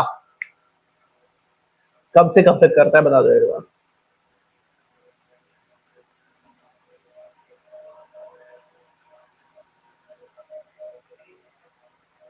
ठीक है, कितने वर्षों तक, 37 वर्षों तक। और उसके बाद आपका आता है 1415 से 1451 से 1526 तक जो शासन करता है वो कौन करता है, आपका लोधी वंश शासन करता है। इतनी बात समझ में आ गई, इतनी बात समझ में आ गई भाई साहब। आगे बढ़े, आपको सभी राजवंश समझ में आ गए, आगे बढ़े। ये कितने वंशों तक करता है, ये करता है आपका 75 वर्षों तक। ये सभी चीजें आपको ध्यान रखना है, कौन सा वंश कितने वंशों तक राज्य करता है, सबसे ज्यादा कौन करता है। अच्छा इसकी ट्रिक देख लो, उसके बाद एक चीज और बताते हैं। इसकी ट्रिक देख लो, इसकी ट्रिक क्या है, गुल खिले तो सोलो। ये जो राजवंश है इनको याद करने की ट्रिक भी बताने वाला हूं, याद करो ध्यान से, देखो भाई, गुल खिले तो सोलो। अगर गुल से तो हमारा क्या हो जाएगा, अगर गुल खिलता है तो सो जाना है, हमें कुछ नहीं करना। गुल से हमारा गुलाम वंश, ठीक है, खिले से हमारा खिलजी वंश, तो से हमारा तुगलक वंश, सो से सैयद, और लो से आपका लोधी वंश। ये सभी चीजें हैं। सबसे बड़ी चीज, इंपॉर्टेंट चीज ये हो गई। सबसे ज्यादा राज्य कौन करता है, जो सबसे ज्यादा राज्य करता है वो कौन करता है, सर्वाधिक शासन। सर्वाधिक शासन कौन करता है दिल्ली सल्तनत के ऊपर, आप बता रहे हो सर जी तुगलक वंश करता है। दूसरे नंबर पर कौन है, दूसरे नंबर पर है भैया गुलाम वंश, तीसरे नंबर पर आता है आपका लोधी वंश, उसके बाद आपका जो है वो सैयद वंश और खिलजी वंश आते हैं। ये सभी बातें आपको क्लियर हो गई हैं, सभी बातें क्लियर है भाई। आगे बढ़े, दिल्ली सल्तनत के बारे में इतनी चीज क्लियर है। नेक्स्ट क्वेश्चन पे आगे बढ़ते हैं, हम लोग बात करते हैं कि दिल्ली सल्तनत के जो हमारे प्रमुख शासक हुए वो कौन है। प्रमुख शासक, तो सबसे पहली बात आती है भैया किसकी, कुतुबुद्दीन ऐबक की। सबसे पहली बात आती है कुतुबुद्दीन ऐबक, सबसे पहला शासक। ये क्या था, लाख बख्श के नाम से जाना जाता था। ये क्या था, सल्तनत का सबसे पहला शासक, दिल्ली सल्तनत का सबसे पहला शासक, दिल्ली सल्तनत का सबसे पहला शासक कौन था भाई, कुतुबुद्दीन ऐबक। इसने क्या किया था, गुलाम वंश की स्थापना करी थी। किसकी, गुलाम वंश की स्थापना करी थी। ठीक है, समझ में आ गया। 1206 उसमें किसमें, सॉरी 1206 में जब दिल्ली सल्तनत की शुरुआत होती है तो कौन करता है भाई, वो गुलाम वंश से शुरुआत होती है। और उसको कौन करता है सबसे पहले उसकी स्थापना, कुतुबुद्दीन ऐबक। ये बात ध्यान रखना है, ठीक है। अब बात आती है दूसरा आपका जो शासक आता है इल्तुतमिश। इल्तुतमिश को ही क्या माना जाता है, दिल्ली सल्तनत का वास्तविक संस्थापक। दिल्ली सल्तनत का वास्तविक संस्थापक इल्तुतमिश को माना जाता है। ये किसके द्वारा माना गया भाई साहब, ये तो आपके आरपी त्रिपाठी साहब के द्वारा माना गया है। ये बात क्लियर है। फिर आपकी आती है रजिया सुल्तान। ये क्या थी, पहली एवं अंतिम महिला मुस्लिम शासिका थी। पहली मुस्लिम शासिका भी थी, अंतिम महिला जो थी वो मुस्लिम शासिका थी। ये बात ध्यान रखना है। अलाउद्दीन खिलजी, ये क्या करता है भैया, अपने बाजार नियंत्रण के लिए फेमस हो जाता है। तो उसके बाद कुछ हमारे आते हैं जैसे आपका मोहम्मद बिन तुगलक, ये अपने अजीबो गरीब प्रयोग, जो आपका मोहम्मद बिन तुगलक का ये क्या था, ये अजीबो गरीब प्रयोग करते हुए रहता था। ठीक है, पिछली क्लास श्रेयस, अच्छा पिछली क्लास में तो आप आए थे, ठीक है। अच्छा सिकंदर लोधी, सिकंदर लोधी क्यों हुआ भाई, क्योंकि इसने क्या किया था, कृषि में सुधार किया था और हिंदी को बढ़ावा दिया था, जो हम लोग पढ़ रहे हैं, ठीक है। उसके बाद इब्राहिम लोधी, ये क्या था, अंतिम सुल्तान था। इसे 1526 में बाबर ने पानीपत के पहले युद्ध में पराजित कर दिया और वहां से मुगलों का स्थापित हो गया था, ठीक है। ये बात समझ में आ गई है भाई आपको, ये बात आपको समझ में आ गई। चलिए अब बढ़ते हैं अपने जबरदस्त क्वेश्चनों की तरफ। पहला क्वेश्चन आपके सामने, पहला क्वेश्चन आपके सामने, जबरदस्त क्वेश्चनों की तरफ हम लोग कर रहे होंगे। क्वेश्चन बता दो एक बार। बिल्कुल हो जाएगा भैया, बिल्कुल अभय सिंह, बिल्कुल हो जाएगा, कोई दिक्कत नहीं है, बिल्कुल होगा। ठीक है, सिलेक्शन तो होगा ही अगर आप कंटिन्यू पढ़ते रहे तो। ऑप्शन सी आ चुका है। अच्छा, रजिया कहां से थी भाई गुलाम वंश की प्रथम शासक, ऋतिक कुमार, रजिया सुल्तान कहां से थी, रजिया सुल्तान तीसरी शासिका थी। गुलाम वंश जो था उसके तीसरी शासक थी, ठीक है। तो बात करते हैं क्या कि गुलाम वंश का प्रथम शासक कौन था। तो गुलाम वंश का जो प्रथम शासक था वो कौन था भैया, option number B, Qutbuddin Aibak. कौन था, कुतुबुद्दीन ऐबक, ठीक है। इतनी बात समझ में आ गई। इसी महीने में सर, बिल्कुल होगा, बिल्कुल होगा भाई साहब, बिल्कुल होगा। इल्तुतमिश भी नहीं था भाई, इल्तुतमिश दूसरा शासक था जो कि कुतुबुद्दीन ऐबक के बाद 2000 बता रहा हूँ 1211 ईस्वी में बना था। ये बात ध्यान रखो भाई साहब, ठीक है। अब बात करते हैं कुतुबुद्दीन ऐबक था कौन भाई, तो ये जो था ये मोहम्मद गौरी का गुलाम।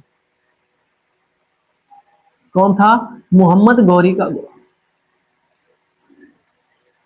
ये कौन था भैया, मोहम्मद गौरी का गुलाम था। एक एक बात पे नोट करना है, एक एक बात आप चाहो तो कॉपी में भी लिख सकते हो, अगर ऐसे समझ में आ रहा तो ऐसे भी समझ सकते हो। एक एक पॉइंट जो मैं बताऊंगा वो इंपॉर्टेंट होने वाला है, ये बात ध्यान रखना है, ठीक है भाई साहब। चलो अब शुरुआत करते हैं यहां पर अपने क्वेश्चन की तरफ। कुतुबुद्दीन ऐबक जो था भाई वो कौन था, मोहम्मद गौरी का गुलाम था। जब मोहम्मद गौरी की मृत्यु हो जाती है तो क्या किया जाता है, इसको 1206 में जब उसकी मृत्यु हो जाती है किसकी, गौरी की, तो इनको 1206 में शासक बनाया जाता है, ठीक है। शासक बनाया जाता है और ये क्या करते हैं, गुलाम वंश की स्थापना कर देते हैं। क्या करते हैं, गुलाम वंश की स्थापना कहां पर करते हैं, दिल्ली सल्तनत के ऊपर। गुलाम वंश की जो स्थापना करते हैं वो भी कहां पर, दिल्ली सल्तनत के ऊपर। ये बात लिख लेना, दिल्ली सल्तनत, दिल्ली सल्तनत के ऊपर, ठीक है।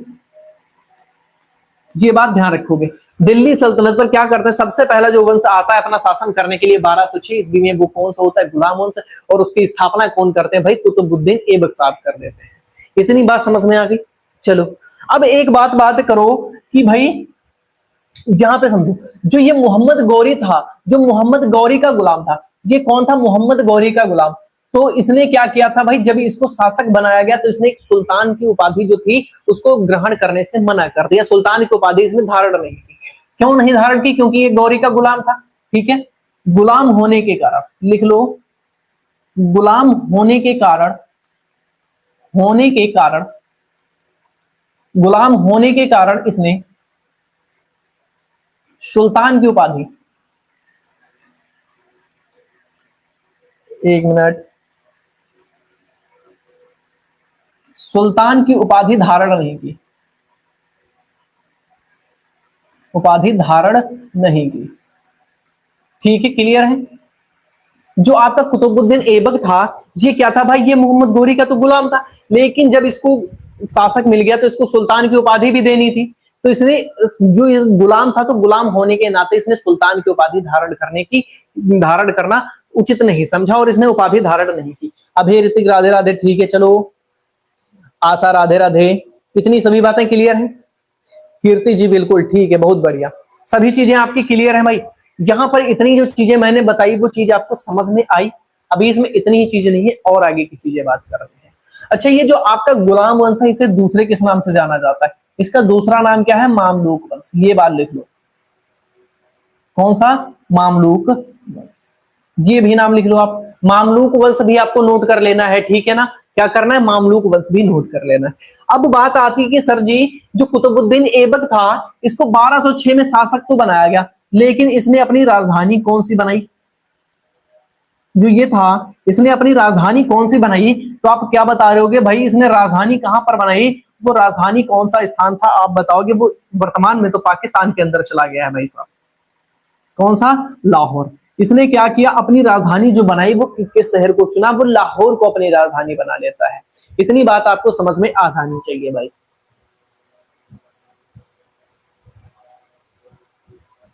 चलो, ये सभी बातें क्लियर हो रही हैं? ये सभी बातें क्लियर हो रही हैं? जो कुतुबुद्दीन ऐबक थे भाई, वो अपनी राजधानी कहां, कौन सा स्थान, कौन सा शहर बनाने के लिए चूज करते हैं? वो चूज करते हैं लाहौर को। ये बात समझ में आया भैया? अब आगे की अगर बात बढ़ती है, अब थोड़ा आगे और बात बढ़ा लेते हैं, तो ये जो था, ये एक तुर्क शासक था। कौन सा? तुर्क शासक। ये कैसा शासक था? तो ये एक तुर्क शासक था। कौन? कुतुबुद्दीन ऐबक। इतनी बात समझ में आ गई? इसे एक उपाधि दी जाती है जिसका नाम क्या है? लाख बख्श। लाख बख्श।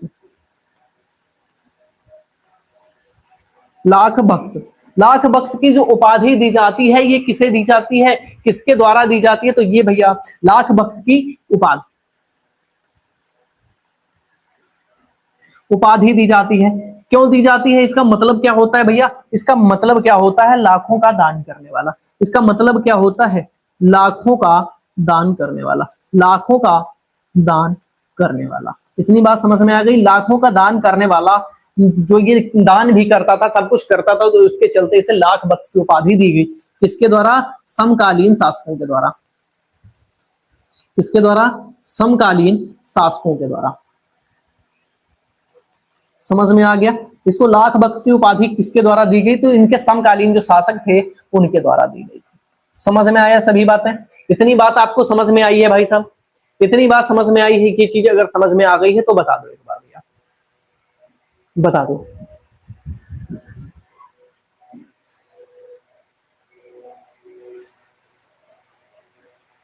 चले, बताइए क्या हुआ गिरते, बताइए बताइए। इतनी आपको चीजें ये समझ में आ गई हैं भाई? गजब तरीके से हम लोग पढ़ रहे होंगे, एक एक चीज को हम लोग यहाँ पे आगे पढ़ते हुए जाएंगे।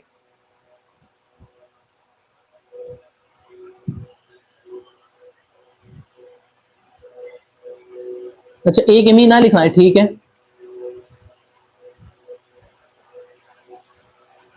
काहे जलवाया भैया? काहे जलवाया भय सिंह?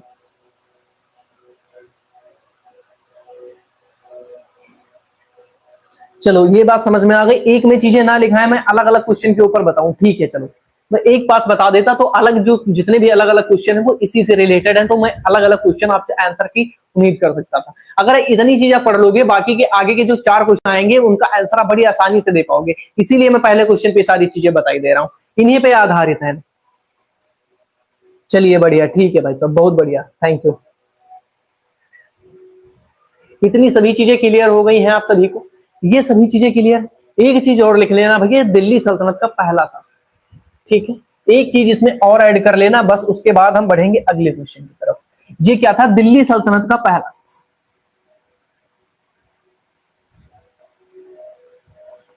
दिल्ली सल्तनत का पहला शासक,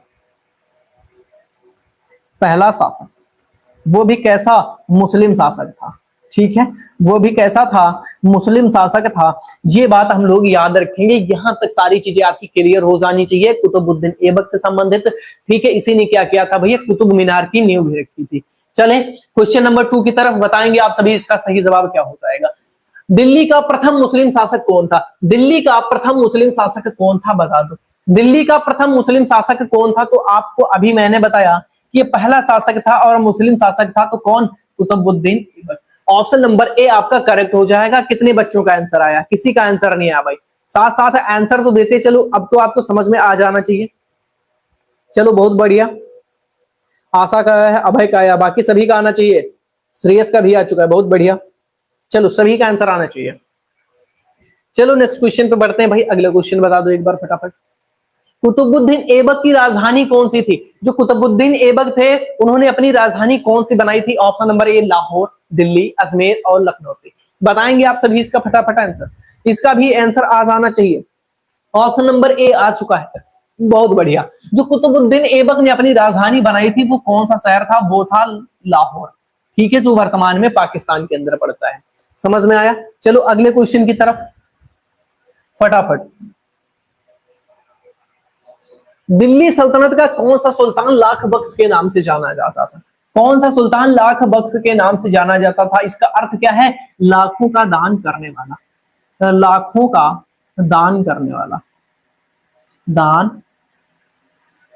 करने वाला, लाखों का दान करने वाला कौन है भाई, आप बताओगे कि अभी तो पढ़ के आए हैं, वो कौन हो जाएंगे, आपके कुतुबुद्दीन ऐबक साहब हो जाएंगे। बात समझ में आई, बात आपको समझ में आई। अब अच्छा बताओ, ये जो लाख बख्श कहा गया वो किसके द्वारा कहा गया, तो कुतुबुद्दीन ऐबक के समकालीन शासकों के द्वारा। किसके द्वारा, समकालीन शासकों के द्वारा। समझ में आ गया, समकालीन शासकों के द्वारा, समकालीन शासकों के द्वारा क्या कहा गया, लाख बख्श कहा गया था। सभी बातें क्लियर हैं, आगे क्वेश्चन पे बढ़े, अगले क्वेश्चन पे बढ़े।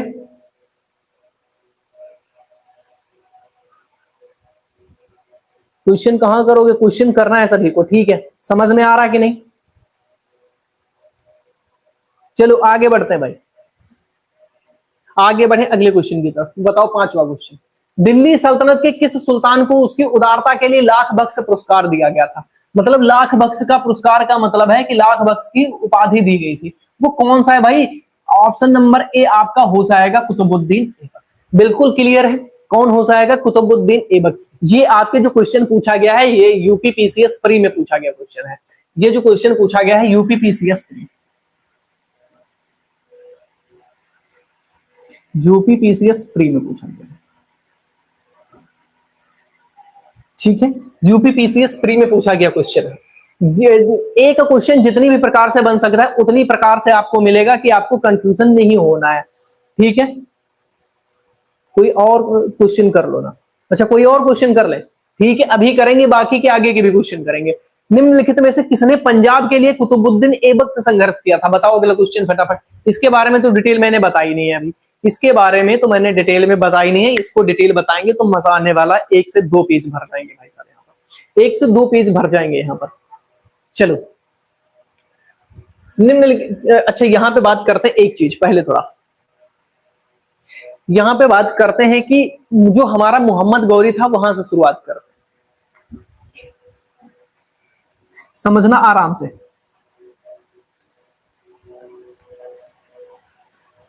मोहम्मद गौरी के विश्वास पात्र व्यक्ति कितने थे आप बताओगे, आपको मैंने बताया मोहम्मद गौरी जो था उसके विश्वास पात्र जो व्यक्ति थे वो कितने थे, वो थे 3, ठीक है। मोहम्मद गौरी के जो विश्वास पात्र व्यक्ति थे वो कौन थे भैया, वो 3 व्यक्ति थे। तीनों के कारनामे देखने हैं आपको, कौन सा व्यक्ति कहां पे क्या कर रहा है, ठीक है। कितने व्यक्ति, तीन व्यक्ति थे, तीनों को मैं थोड़ा स्पेस लेके लिख रहा हूं क्योंकि यहीं पे समझा देता हूं सारी चीजें, आपको मजा आ जाएगा एकदम भाई, मजा आ जाएगा। तीन व्यक्ति थे, पहला व्यक्ति कौन था? जो सबसे ज्यादा विश्वास पात्र था, मतलब इनके तीन जो सबसे ज्यादा विश्वास पात्र थे, उनमें से एक तो था आपका कुतुबुद्दीन ऐबक, एक तो था आपका कुतुबुद्दीन ऐबक, एक था आपका कुतुबुद्दीन ऐबक, दूसरा कौन सा तो आप बताओगे? ताजुद्दीन याल्दोज। कौन? ताजुद्दीन याल्दोज, ताजुद्दीन याल्दोज, ताजुद्दीन याल्दोज। और जो इनका चौथा व्यक्ति था, जो चौथा था वो नासिरुद्दीन कुबाजा, नासिरुद्दीन कुबाचा। ठीक है, क्या लिखोगे? नासिरुद्दीन, नासिरुद्दीन कुबाचा। ठीक है, ये जो थे, ये क्या थे भाई? मोहम्मद गौरी के तीन विश्वास पात्र व्यक्ति थे, या कह सकते हो तीन विश्वास पात्र गुलाम थे। इतनी बात समझ में आ गई? तो तीन जो थे विश्वास पात्र व्यक्ति थे। अब जब क्या होता है भैया, इनकी 1206 में क्या हो जाती है? मृत्यु। 1206, जब इनकी 1206 में मृत्यु हो जाती है, जब मोहम्मद गौरी की 1206 में मृत्यु हो जाती है, तो ये तीनों व्यक्ति क्या करते हैं? इनको कहां कहां का भाग मिलता है शासन करने के लिए? बात समझेंगे बढ़िया तरीके से, बात समझना है बढ़िया तरीके से। ठीक है, एक मिनट रुकना भाई साहब, एक मिनट रुकना, एक मिनट, एक मिनट रुकना फिर से।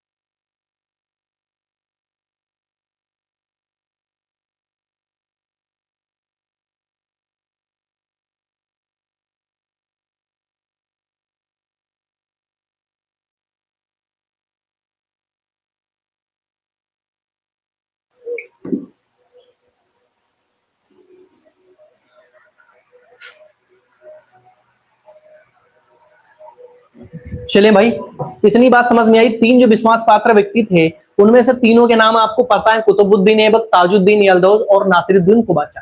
ये इतनी बात समझ में आ गई है भैया? राधे राधे, चलो भैया राधे राधे। एलोन क्वीन, सभी चीजें आपको समझ में आ रही होंगी। अब बात आती है कि जब इसकी मृत्यु हो जाती है किसकी? मोहम्मद गौरी की, तो इनको कौन कौन सा राज्य मिलेगा भैया? कौन कौन सा राज्य मिलेगा कि यहां पर ये लोग शासन करेंगे? तो सबसे पहली बात करते हैं कि कुतुबुद्दीन, कुतुबुद्दीन ऐबक को क्या मिलता है? उत्तर भारत के प्रांत मिल जाते हैं। जितने भी उत्तर भारत के प्रांत थे, क्या मिलता है? उत्तर भारत के प्रांत, उत्तर भारत के प्रांत मिल जाते हैं शासन करने के लिए। उत्तर भारत के प्रांत जो है वो मिल जाते हैं भैया कुतुबुद्दीन ऐबक को शासन करने के लिए। अब बात आती है याल्दौज को क्या मिला था भैया? गजनी राज्य। याल्दौज जो था, इसको कौन सा राज्य मिलता है? इसको देते हैं गजनी राज्य की। जो गजनी राज्य था, वहां पर इसको शासन के लिए इसको दे दिया जाता है कि जो याल्दौज था वो गजनी पर शासन करेगा जाके। जो कुतुबुद्दीन ऐबक थे, ये उत्तर भारत के जितने भी राज्य थे, आपके सिंध था, लाहौर था, इन पर राज्य करेंगे, दिल्ली वगैरह में। फिर बात आती है नासिरुद्दीन कुबाचा। तो नासिरुद्दीन कुबाचा जी जो है, ये क्या करेंगे भाई? ये कहां पर शासन करेंगे? इनको कौन से दो इनको बड़े शहर मिल जाते हैं? इनको दो बड़े शहर मिल जाते हैं, जैसे एक तो सिंध राज्य मिल जाता है और एक मुल्तान मिल जाता है। दो बड़े मिल जाते हैं, कौन सा? सिंध और मुल्तान। अब बात यहीं पे समाप्त नहीं होती है। तीनों लोगों ने क्या किया? बंटवारा कर लिया, लेकिन अपने अपने राज्यों का बंटवारा कर लिया, लेकिन तीनों की लड़ाई अभी भी यहां पर समाप्त नहीं होती है भाई साहब। ठीक है, तीनों की लड़ाई अभी भी यहां पर क्या है? वो समाप्त नहीं होती है। आखिर में आगे क्या होता है देखो, आखिर में आगे क्या होता है। यहाँ पे एक जो व्यक्ति आप पढ़ रहे हो, कौन सा? ताजुद्दीन याल्दौज। जो ताजुद्दीन याल्दौज था वो गर्म दिमाग का व्यक्ति था। आप ऐसे मान लेना कि ये क्या था? ये एक गर्म दिमाग का व्यक्ति था। कौन गर्म दिमाग का व्यक्ति था? याल्दौज। ये क्या कह रहा था? ये कह रहा था कि ये कह रहा था मैं मोहम्मद गौरी का, मैं मोहम्मद गौरी का वास्तविक उत्तराधिकारी हूं। मोहम्मद गौरी का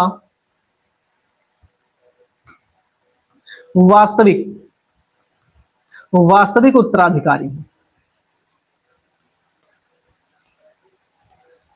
समझ में आ गया क्या बोला इसने, कितनी बड़ी बात बोली इसने। बोला ये थोड़ा इसका जैसे मुंड जो है वो खनका, और ये क्या कहने लगा सभी से, ये तीनों से, दोनों से क्या, नासिरुद्दीन और कुतुबुद्दीन से क्या कहा कि मैं मोहम्मद घोरी का वास्तविक संस्थापक हूं। ये बात कब की है, ये कब की घटना है भाई, ये है कितने सन की घटना बताओगे क्या? 1208। कब की है? 1208। अब बात आती है, ये जब ये चीज बोल देता है तो गौरी और ये ऐबक और ये कुबाचा दोनों लोग इस पे ध्यान नहीं देते। फिर ये क्या कर देता है भाई 1208 में, फिर ये 1208 में, 1208 ईस्वी में पंजाब पर आक्रमण कर देता है, पंजाब पर आक्रमण कर देता है, ठीक है, पंजाब पर आक्रमण कर देता है, पंजाब पर आक्रमण कर देता है। यहां पर शासन कौन कर रहा था? यहां पर जो शासन कर रहे थे वो कौन कर रहे थे? वो कर रहे थे आपके ऐबक साहब। कौन कर रहे थे? ऐबक यहाँ पर शासक थे, और इन्होंने क्या किया, इस युद्ध में इसे परास्त कर दिया। इसमें क्या हो गई? इसमें इसकी हार हो गई, किसकी? यालदौज की क्या हो गई? हार हो गई। कौन हरा देता है? आपके कुतुबुद्दीन ऐबक यहाँ पर इसको पराजित कर देते हैं, इसको हरा देते हैं। इतनी बात समझ में आ गई?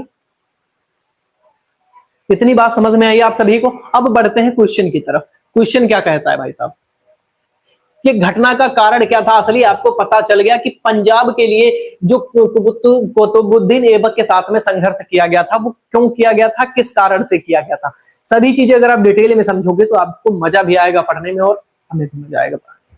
ठीक है, तो किसने किया था आपको पता हो गया, किसने किया था? ताजुद्दीन यालदौज। ऑप्शन नंबर बी हमारा हो जाएगा। इसको कहां का शासन मिला था? यालदौज कहां पर कर रहा था? गजनी पर शासन कर रहा था। यालदौज कहां पर? गजनी राज्य पर शासन कर रहा था। जो आपके नासिरुद्दीन कुबाचा थे ये मुल्तान पर कर रहे थे, मुल्तान व सिंध पर शासन कर रहे थे। ठीक है, सिंध पर क्या कर रहे थे? शासन कर रहे थे। ये बात आपको याद रखनी है कि इनकी मृत्यु के बाद इनको कौन सा मिलता है। ठीक है, 3 जगहों में बट गया था पूरा। आगे बढ़ो, अगला क्वेश्चन देखो। भारत में पोलो का प्रचलन किया है। भारत में पोलो खेल का प्रचलन किसने किया है? यूनानियों ने किया है, अंग्रेजों ने किया है, तुर्की ने किया है, मुगलों ने किया है। इसका आंसर क्या होगा बता दो भैया, इसका आंसर क्या होगा बता दो सभी साथी। बहुत बढ़िया क्वेश्चन है। इसका आंसर क्या होगा बता दो। Alone queen, Radhe Radhe, Radhe Radhe.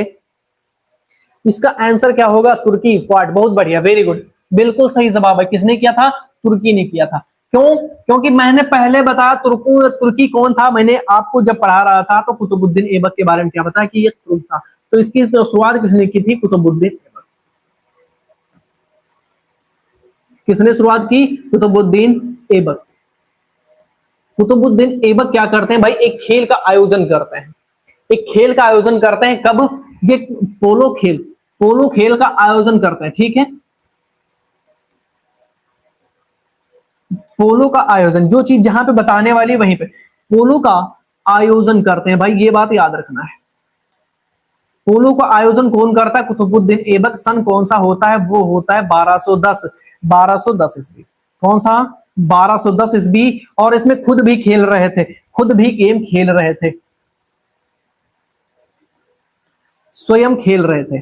ठीक है, इस खेल में स्वयं खेल रहे थे, खेल रहे थे। और यही गेम चौगान खेलते खेलते पोलो खेल रहे थे, और खेलते समय क्या हो गए? घोड़े से गिर गए। घोड़े से क्या हुआ? नीचे गिर गए, गिरे, नीचे गिरे, और इनकी क्या हो गई? मृत्यु हो गई, और इनकी मृत्यु हो गई। ठीक है, ये बात ध्यान रखना। पोलो खेल का आयोजन तो भारत के अंदर कर दिए 1210 में, लेकिन उसी खेल को खेलते खेलते ये घोड़े से गिर जाते हैं, और क्या होता है? इनकी मृत्यु हो जाती है। घटना कब होती है? 1210 ईस्वी में। इतनी बात समझ में आ गई आप सभी को?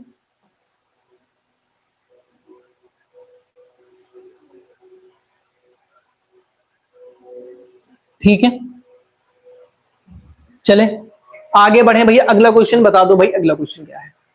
निम्नलिखित में से किसकी मृत्यु चौगान खेलने के दौरान हुई? मैंने बताया किसकी मृत्यु चौगान खेलने से हुई। चौगान का मतलब क्या है? पोलो खेलने से। पोलो खेलने से किसकी मृत्यु हुई थी? तो आप बताओगे भैया पोलो खेलते समय किसकी मृत्यु हुई थी? तो वो तो हुई थी आपके कुतुबुद्दीन ऐबक की। ऑप्शन नंबर डी हमारा यहां से करेक्ट आंसर हो जाएगा। ठीक है, समझ में आ रहा है भाई? समझ में आ रहा है भाई? चीजें समझ में आ रही हैं आप सभी को? चीजें अगर समझ में आ रही हैं तो एक बार जरूर बताएंगे। आगे बढ़ते हैं हम लोग। सुल्तान कुतुबुद्दीन ऐबक की मृत्यु कैसे हुई थी? जो सुल्तान कुतुबुद्दीन ऐबक थे भैया, जो ऐबक था इसकी मृत्यु कैसे हुई थी, किस प्रकार से इसकी मृत्यु हुई थी? सुधा गुड आफ्टरनून, गुड आफ्टरनून।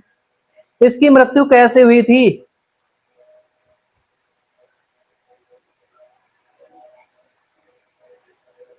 बिल्कुल बिल्कुल, पोलो को चौगान बोलते हैं, ठीक है, पोलो को ही चौगान बोलते हैं। तो कुतुबुद्दीन ऐबक की मृत्यु कैसे हुई थी, तो आप बताओगे क्या? उनके एक महत्वाकांक्षी कुलीन व्यक्ति से कट से छुरा लगने पर, ये तो गलत है। पंजाब पर अधिकार जमाने के लिए गजनी के शासक ताजुद्दीन औला के साथ युद्ध करते में, इसमें तो गजनी ही मर गया, जो आपका यलदौस था वही मरा था। बुंदेलखंड के किले कालिंजर, ये भी नहीं।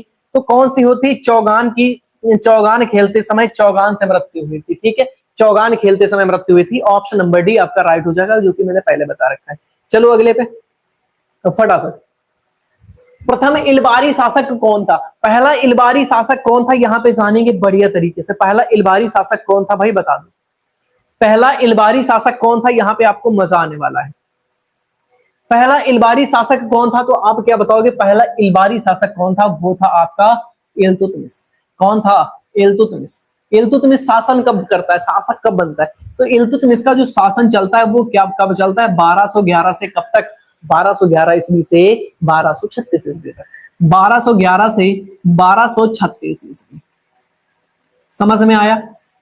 कब तक शासन चलता है? 1211 ईस्वी से 1236 ईस्वी तक शासन चलता है। इतनी बात समझ में आ गई। अब बात करेंगे इल्तुतमिश की, यहां पर जो कि सवाल आपके एग्जाम में पूछा जाता है क्या, कि नियमित दिल्ली सल्तनत में नियमित सिक्के शब्द किसने जारी किए? नियमित सिक्के किसने जारी किए? ठीक है, क्या है भैया? नियमित सिक्के, क्या लिखोगे? नियमित सिक्के जारी करने वाला, सिक्के जारी करने वाला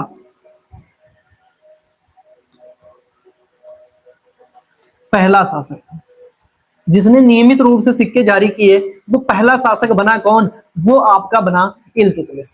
ठीक है, नियमित सिक्के जारी करने वाला पहला शासक बन जाता है। इतनी बात समझ में आ गई भैया? अच्छा एक चीज बताओ, इन्हें दिल्ली सल्तनत का वास्तविक संस्थापक किसने कहा है? दिल्ली सल्तनत का वास्तविक संस्थापक, दिल्ली सल्तनत का वास्तविक संस्थापक, दिल्ली सल्तनत का वास्तविक संस्थापक किसने बताया है? वास्तविक संस्थापक किसने बताया है? दिल्ली सल्तनत का वास्तविक संस्थापक किसने कहा है भैया? आपके इल्तुतमिश को तो किसने कहा है? आरपी त्रिपाठी ने। किसने? आरपी त्रिपाठी, याद रखना। आरपी त्रिपाठी ने क्या कहा है कि भाई जो दिल्ली का वास्तविक संस्थापक है, दिल्ली सल्तनत का वास्तविक संस्थापक है, वो कोई और नहीं, वो है भैया आपका इल्तुतमिश। ये बात ध्यान रखना भाई साहब, ठीक है। चले आगे बढ़े।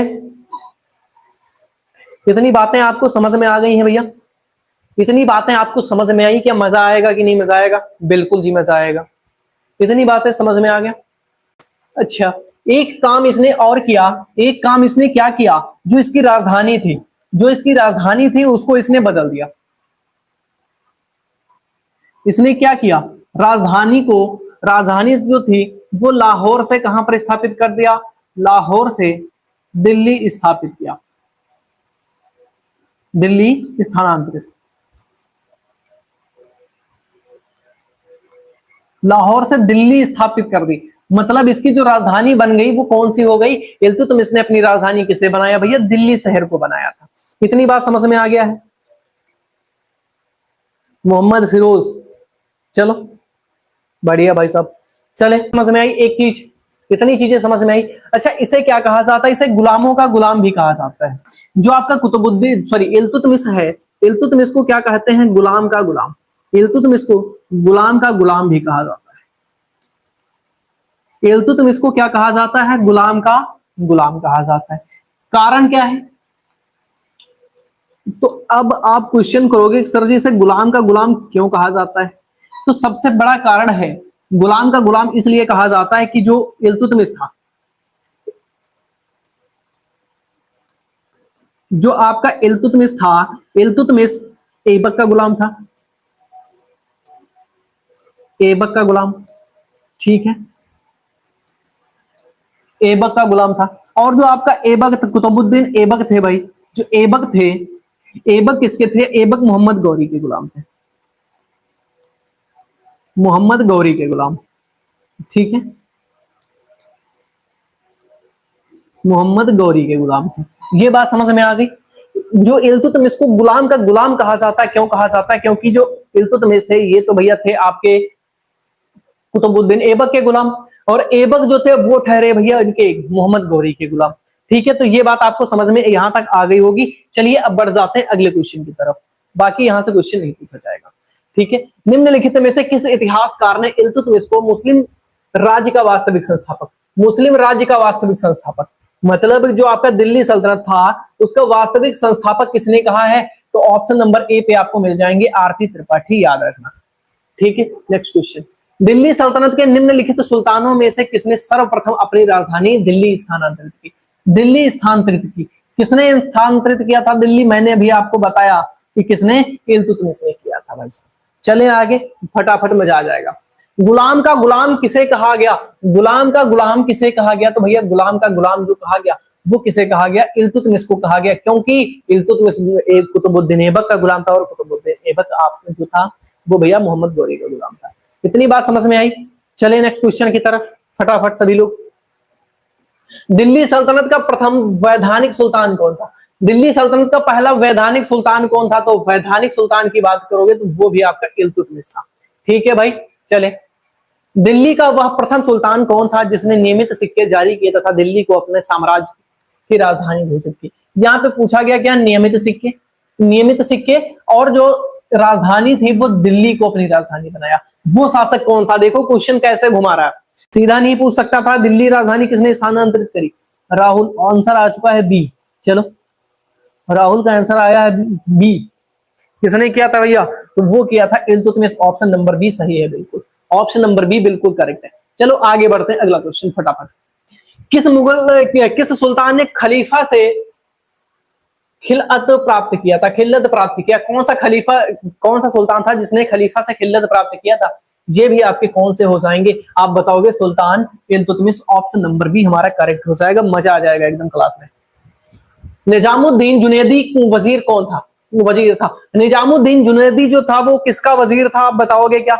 निजामुद्दीन जुनैदी किसका वजीर था? तो आप बता दो, ये भी किसका था भैया? इल्तुतमिश का वजीर था। ऑप्शन नंबर सी हमारा करेक्ट हो जाएगा। चलिए आप बढ़ते हैं अगले क्वेश्चन पर। निम्नलिखित में से किस सुल्तान ने ईरान की राजतंत्रीय परंपराओं को ग्रहण किया तथा उन्हें भारतीय वातावरण में समाहित किया? आप बताएंगे इसका सही जवाब क्या हो जाएगा क्वेश्चन नंबर 18 का। चलो क्वेश्चन नंबर 18 का आंसर बता देना भाई, किसने किया था भैया? तो वो था कौन? वो भी आपका इल्तुतमिश था।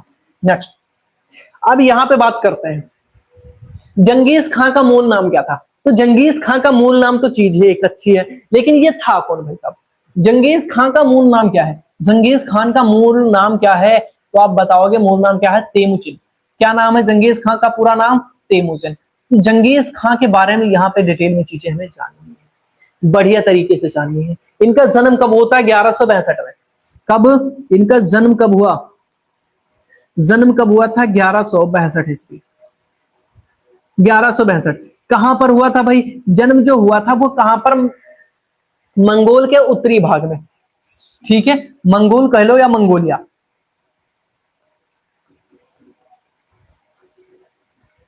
मंगोलिया के उत्तरी भाग में, ठीक है। मंगोलिया के कहां पर? मंगोलिया में, मंगोलिया देश में, मंगोलिया के उत्तरी में स्थित हुआ था इनका जन्म। इतनी बात समझ में आई। चले आगे, आगे चले भैया। अब बात करेंगे, अब बात करेंगे कि जो भारत के ऊपर मंगोल आक्रमण होता है वो कौन करता है?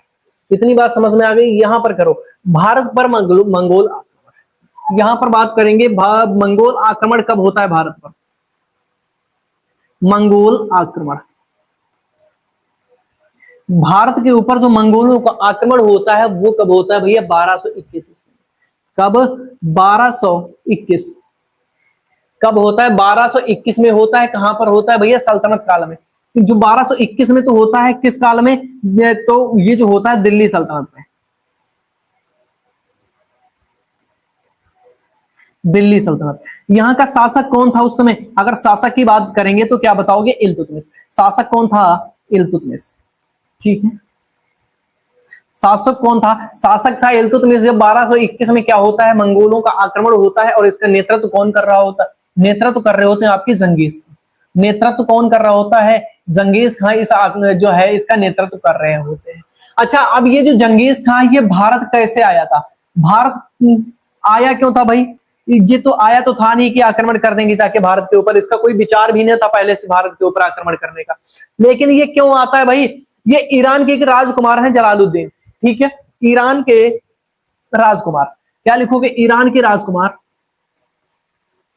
ईरान के राजकुमार, ईरान के राजकुमार जलालुद्दीन, जलालुद्दीन, ईरान के राजकुमार जलालुद्दीन का पीछा करते करते सिंधु नदी के तट पर आ गया था। जलालुद्दीन का पीछा करते करते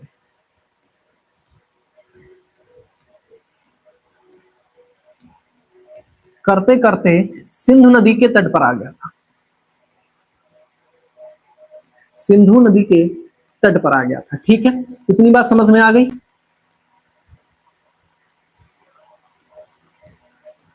ये बात समझ में आ गई, भारत क्यों आया था भाई, ये राजकुमार जो था एक ईरानी राजकुमार था, सिंधु नदी, बहुत बढ़िया। ठीक है, इतनी बात समझ में आ गई सभी को, आगे बढ़ जाएं क्या हम लोग, आगे बढ़ जाएं।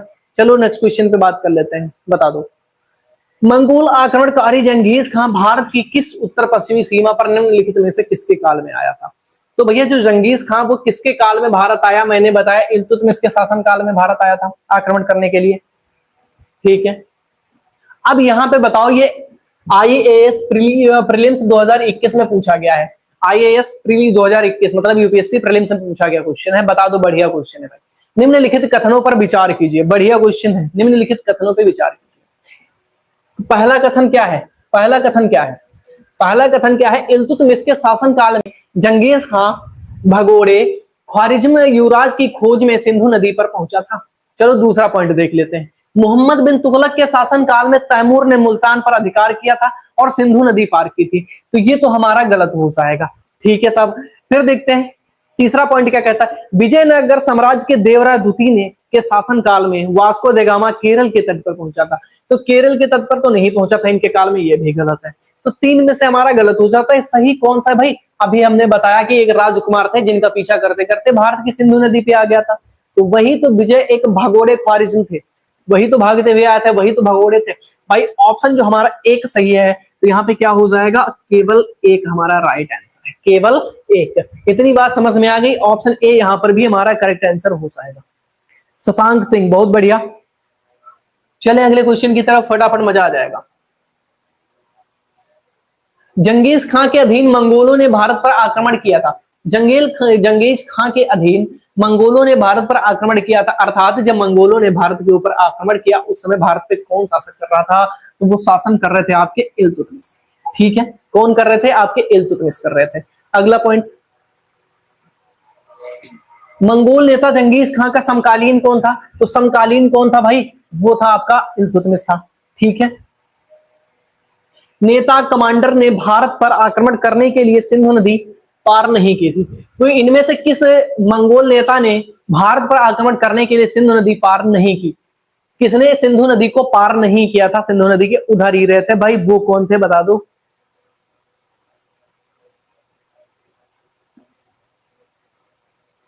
क्यों नाम आपका क्यों नहीं ले रहे हैं भाई, बताओ एक बार, नाम तो ले रहे थे आपका, आपका कमेंट ही नहीं आ रहा था। ठीक है,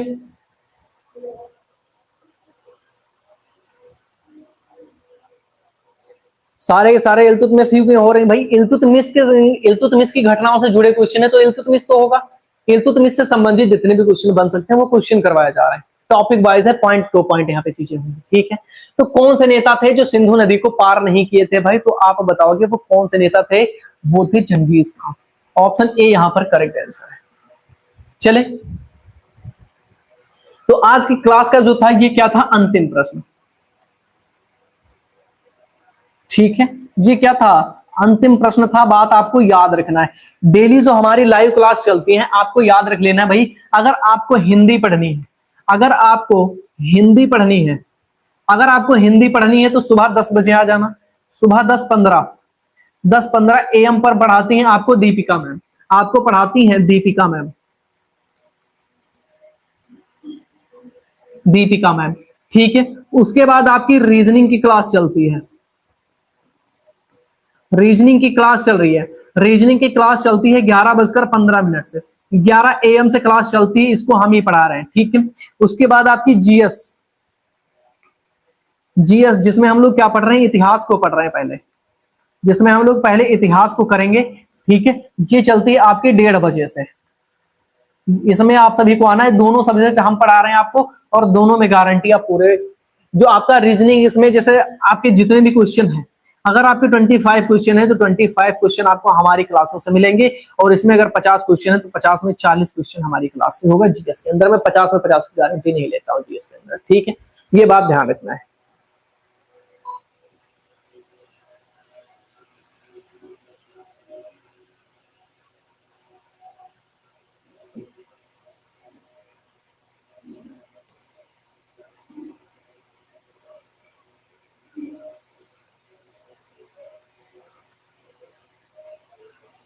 सर आप हिस्ट्री को ऑप्शनल क्लास करवाते हैं क्या?